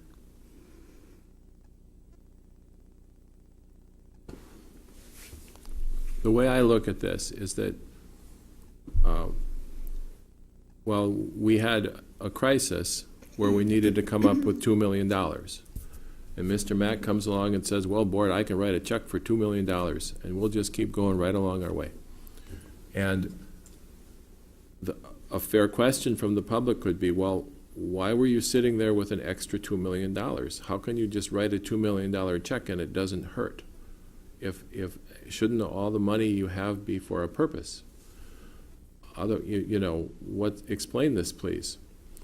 And the explanation is that, as Mrs. Weber has said, we operate over decades in a very conservative financial position, whereas many financial planners advise households to have a certain amount of money in the bank to cover emergencies. And that is what the school district does, because we have a very conservative philosophy that where we direct the business manager that we do not want to short-term borrow. John Mack, do not come to us during the year with a need to short-term borrow. We don't want to have to do that. Well, the only way for him to accomplish that goal is to have an emergency fund.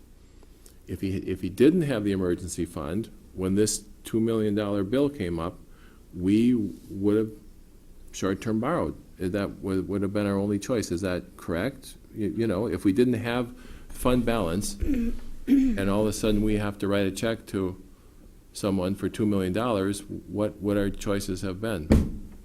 Well, it's a little bit more complicated than that. The fund balance on June 30th is there to carry us through when we get our next tax levy on January 15th. And if you're not going to short-term borrow, you need enough cash to get you till you get your next tax levy. On top of that, though, you should have enough money. Excuse me, please, can we listen to what he's saying?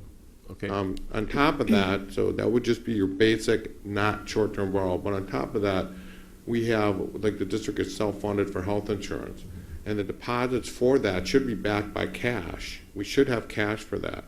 Any liabilities that we have on our balance sheet on January 15th should be backed by cash, and that's the position that we have right now. So there's actually some leeway between not short-term borrowing and not being in the proper financial position, because we can whittle away at the proper financial position to the point that you almost short-term borrow, but if something would come up, you would not have the money to back it then. So we've always maintained a position and tried to maintain a position, and it fluctuates from year to year, but that you not only have that you don't short-term borrow, but that the liabilities that we show on our balance sheet are covered with cash. Does that make more sense to you? I understand all of that. What's curious to me is this money due to the school district, or is it optional money? That's what I can't really figure out. And so, let's say we do, hypothetically levy for it this year. What might we hear from people? Well, okay, we always have the choice of levying below the levy limit. And this was money that we levied up to the levy limit. So we never have to tax up to the amount that we tax. We could decide to cut, to lay people off, to operate, as Mr. Mack described very eloquently in his professional way of describing it, which is hard for me to follow, but I trust what he's saying, that, there's reasons why he had that money there to cover certain things according to the philosophy the board has given him. So now we have a choice of giving him guidance to change some of that perspective in a manner if we're going to ask for his advice on that, he'd need to give us a little more involved recommendation. Or we can replace the money. We replace the money, it puts us back where we were, operating as we were.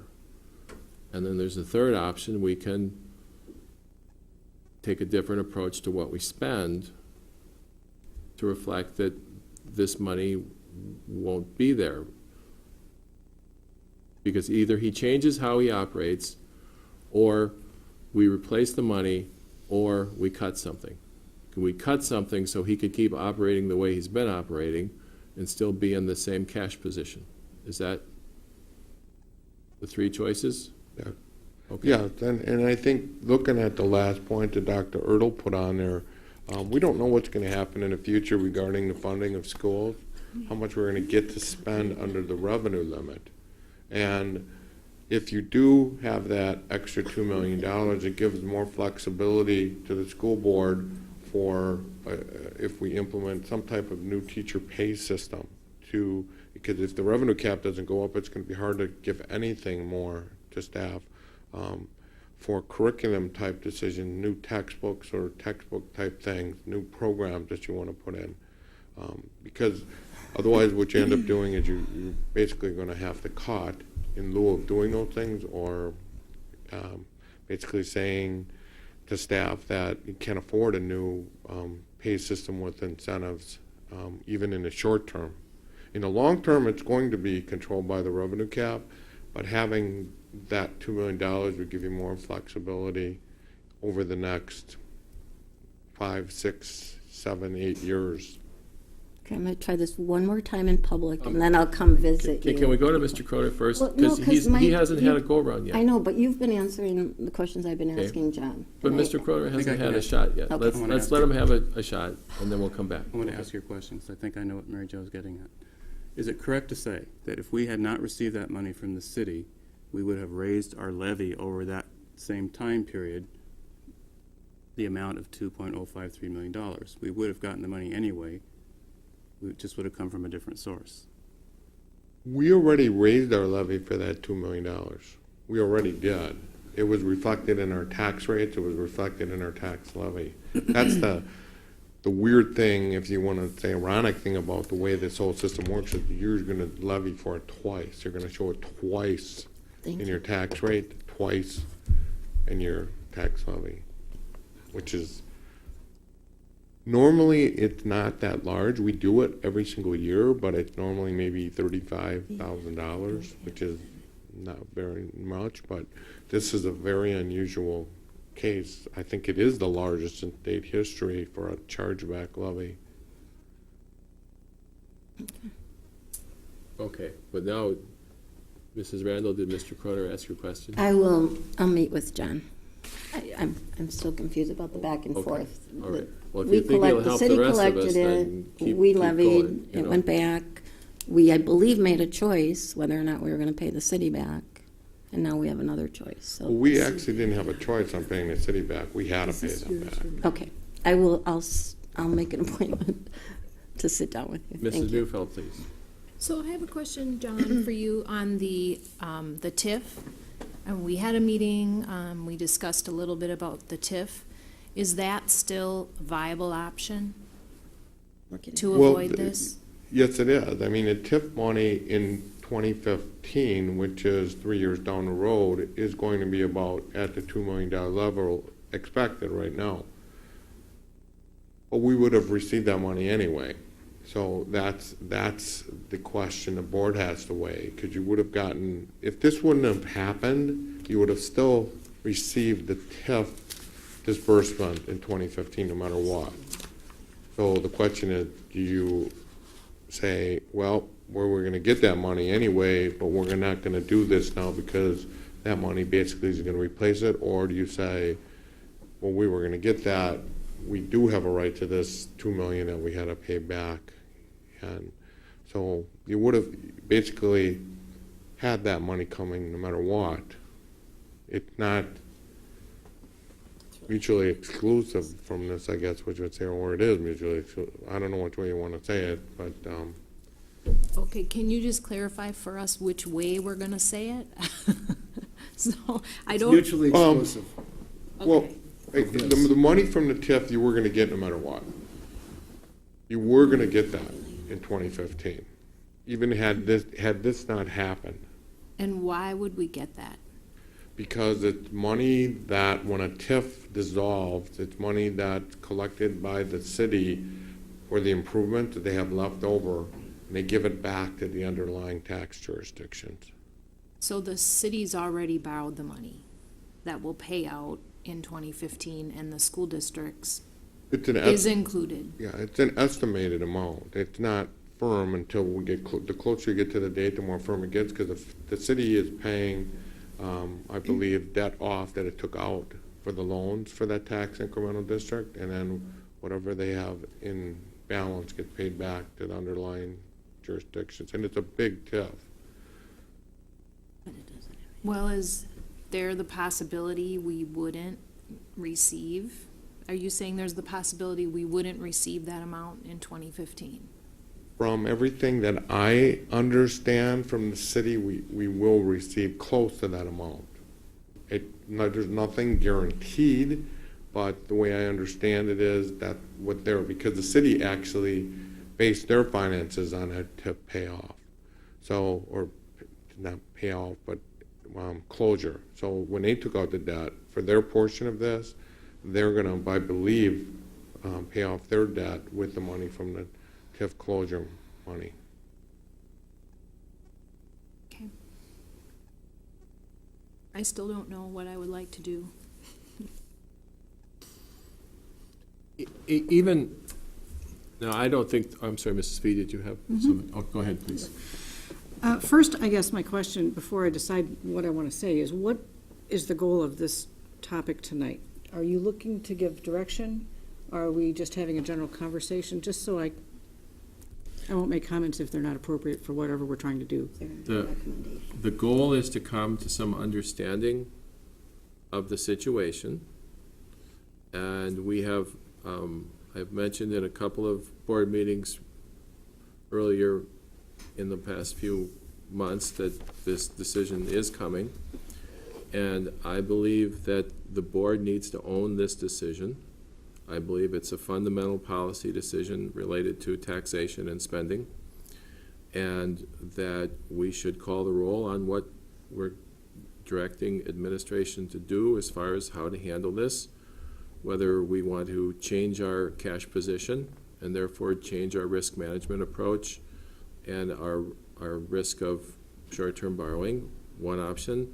Second option, whether we choose to recover this lost revenue for some period of time, over some period of time, or third option, whether we choose to direct administration to operate from the same cash position as before and therefore spend less than anticipated each year for the next 5 years, depending upon how you allocate it out, I think it would be responsible of the board to make a proactive decision on where that reduction will come from, because it is a fundamental policy decision. I don't think we're doing our job if we just sort of tell administration to just make the numbers work out, and we don't want to know what happened.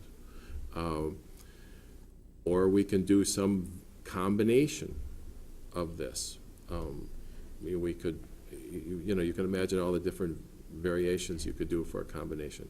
I appreciate it. yeah. Thank you. I just was And- not sure if we were yeah. trying to reach a consensus tonight, or if this With- is a preliminary conversation. I don't believe in dragging things out. We've had time to think about this. I would like to bring an action item to the next agenda, Okay. at least with respect to what we will do over the next budget year. And if we decide to stretch this out, for example, levy over 10 years, each year is an independent decision, is that right? So we decide, or 5 years, we just say we want to target to recover in 5 years. The budget coming up for the fall, and, as we're going to vote this fall, and the levy, we could say we want to recover 1/5 of this, or 1/10 of this over the next year. And next year is an independent decision about what to do over the next year. The levy authority does not expire for this recovery, you've told me, is That's that? my understanding as far as right we now, know? because, I can't say they won't do anything about this in the future, because this isn't, like I said, is very unusual, that there was over 2 million. Normally, you're dealing with very small dollar amounts here. Okay, so the desire from the chair is to bring an action item to the board next meeting, so that the board owns the decision on making a policy decision to guide administration on how to do the budget. Thank you. Then, with that framework, I would like to ask the administration why it was that using the TIF money, the anticipated TIF money, is not listed as one of the options. Was that considered, and if so, why was it not one of the suggested options? You mean on here? Yes. There's, I think, as Mr. Mack said, there's no guarantees, and I don't think I look at that as a different issue. I think that money is coming into the district. It wouldn't be meant to recoup this. This is a separate, I look at this as a completely separate question, unrelated to the TIF money. I know it was initially, when we first discussed this, we tied it into the TIF, I think incorrectly, because it's not. I think we were struggling to find a way of how we're going to cover this expense, how we're going to pay this charge back, and it was kind of, I think, initial administrative discussions where, we got count on this TIF, and I don't think that's anything we can count on. I think that's passed, and we're looking at, I guess to answer your question, I just don't think it relates to this question. Okay. I can insert more, because I had the ability to direct him to put a 5th item here. The TIF money is in 2015. That does not help our financial position in 2012, 2013, and 2014. I understand that. So, okay, so you're understanding that, so, Thank you. go ahead, okay. I find it very difficult to say, to take a position, because there are no real numbers. We have, if we level the total amount this year, it'll be approximately 4%. Well, what does that mean to the average person in Wauwatosa, to the average homeowner? It's very difficult for me to say I want to do X, Y, and Z without actual numbers. And so I can say, without equivocation, that I do think it's important that we continue to be in a position where we do not short-term borrow. I think that that's very important for the long-term health of the district. How exactly we go about getting there, I'm not sure right now. And I don't know that I can say that without some actual numbers. So that's the only direction I can give as far as what my position would be if this comes to a vote next week, or next meeting.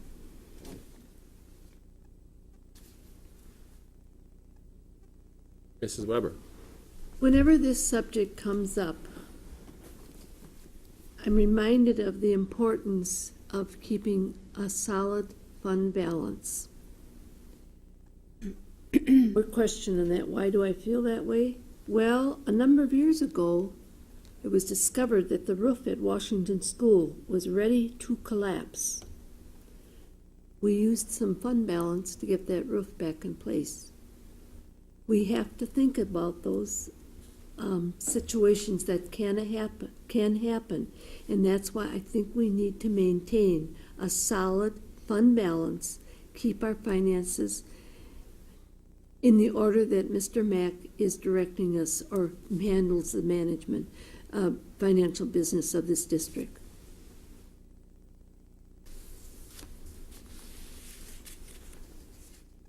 Mrs. Mufeld? At what meeting do we set the final levy in October? When it's a final levy?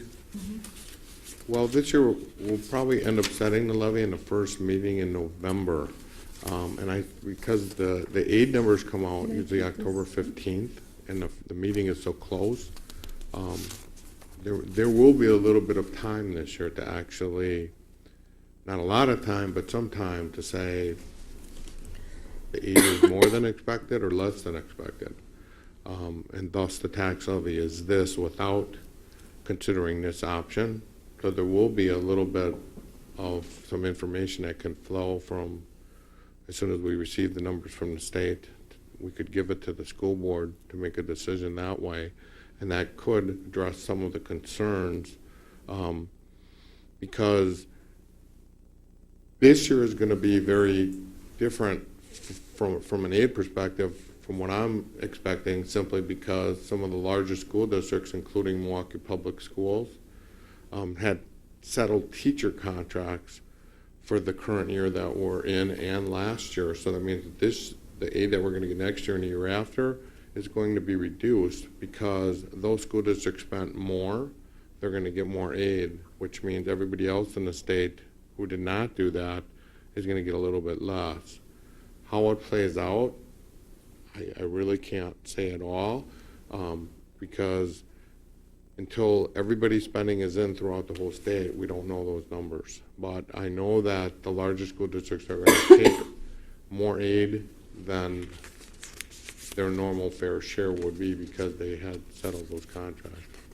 But we can get you some information after October 15th. So I would like to suggest then, based on that, this is our first meeting in September, correct? We have another meeting in September. Can we please have some additional data on the scenarios on how we would charge back this levy percentage-wise over a period of time, some data, how that would affect the taxpayers. And hopefully then in the first few weeks of October, we'll then receive some more information of what our larger financial picture will be for aid. Well, get the numbers October 15th. That's when I would know. So I'm not too sure when you say about the September stuff. I mean, it would be the October 22nd, is it? Meeting? Well, I'm just thinking, it seems like, I mean, I would like to see some more data on how these scenarios would play out and what would be the impact to taxpayers, similar to what Ms. Fee had brought up earlier.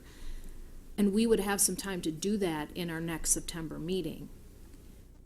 And that way, in October, we can focus on what is the larger financial picture going to look like as some of the aid projections are coming in, and then we would, I guess, what's our second meeting in October? Would that be the levy meeting? That's Well, where I'm going for timeline. I'd like to leave John time to do with the budget too, so, Well, however you, I what think lead we- time do you need, John? I think we can address this. I still think that scenarios, though, because the $2 million is roughly 5% on our tax levy, and if you spread it out over 10 years, it's 0.5%, 5 years, it's 1%, and for the average homeowners, it's probably going to be about $10 if you did it over 10 years on our levy. But that being a number, just you could just say that. But what I think is going to be could be more important. I'm not saying it is more important right now, but if I estimated our levy increase to be 3% and we get less aid this year and it ends up being 5%, does that impact on you if you want to levy this $2 million and over how long? if I said 3% and it comes in at 1.5%, that might change your mind a different way.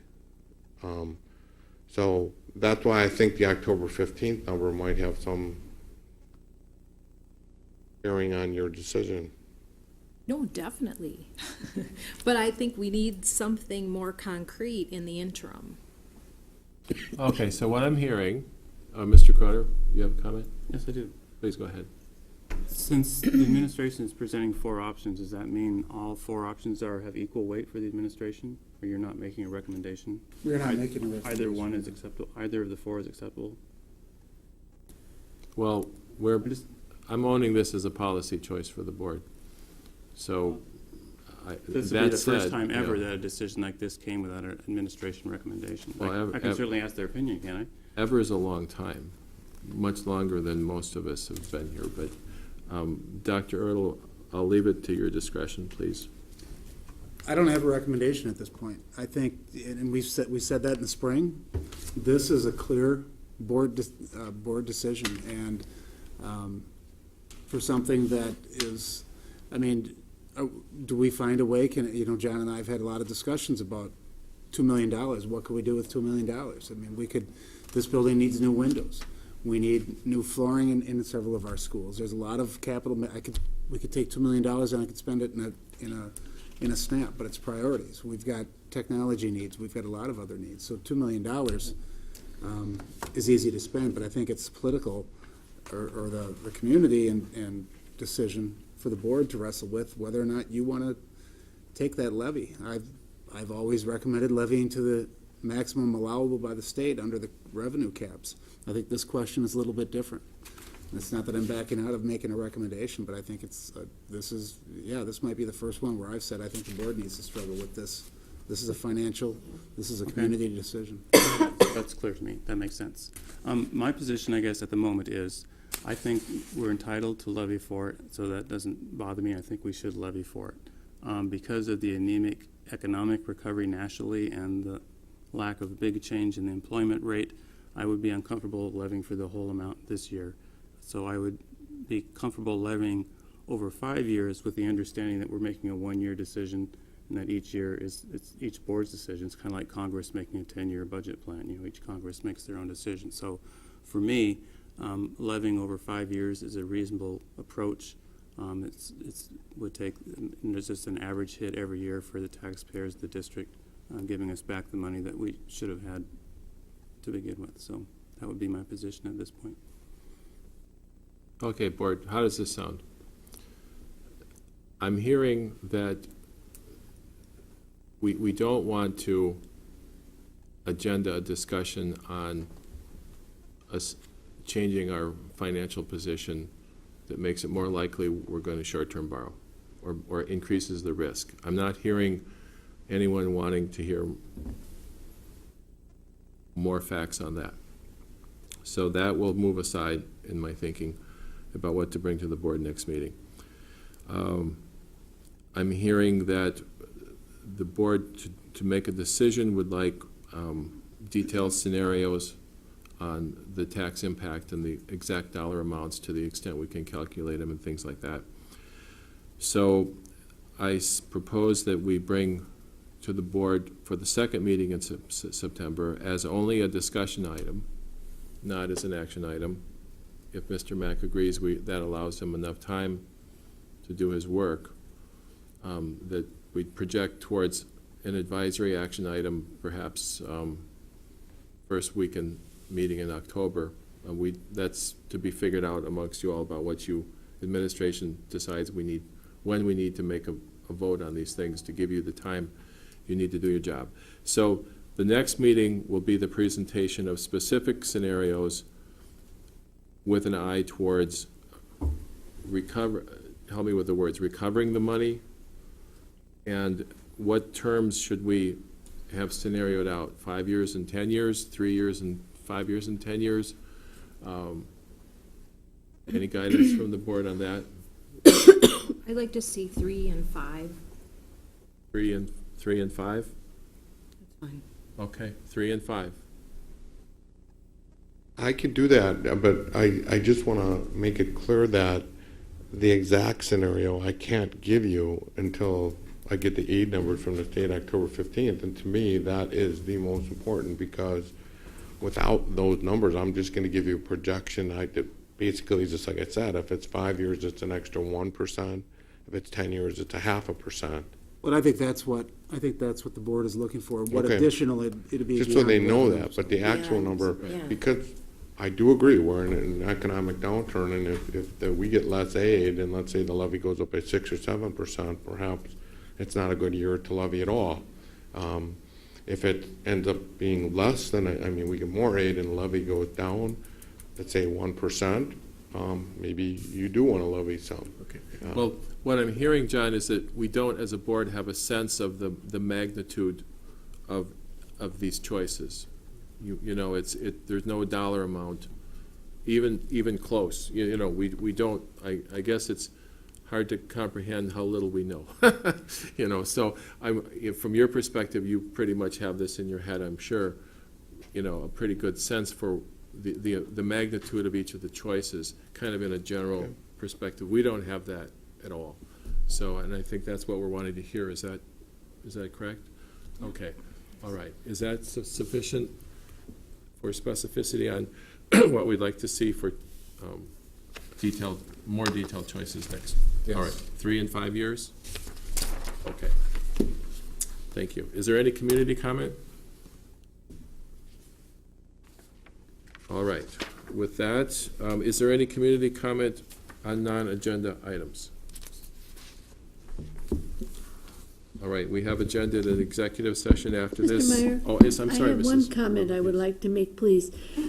We've addressed a great deal on safety for our children in the school district, and I'd like to commend the resource officer for the note that they put out addressed to all Wauwatosa district families, how they are asking us, and I almost could say begging, that we follow the guidelines, the stop signs, the parking signs, and it's all for the safety of the children of this district. And so I'd like to have, if you don't mind, please, thanking them that we are recognizing this is so helpful.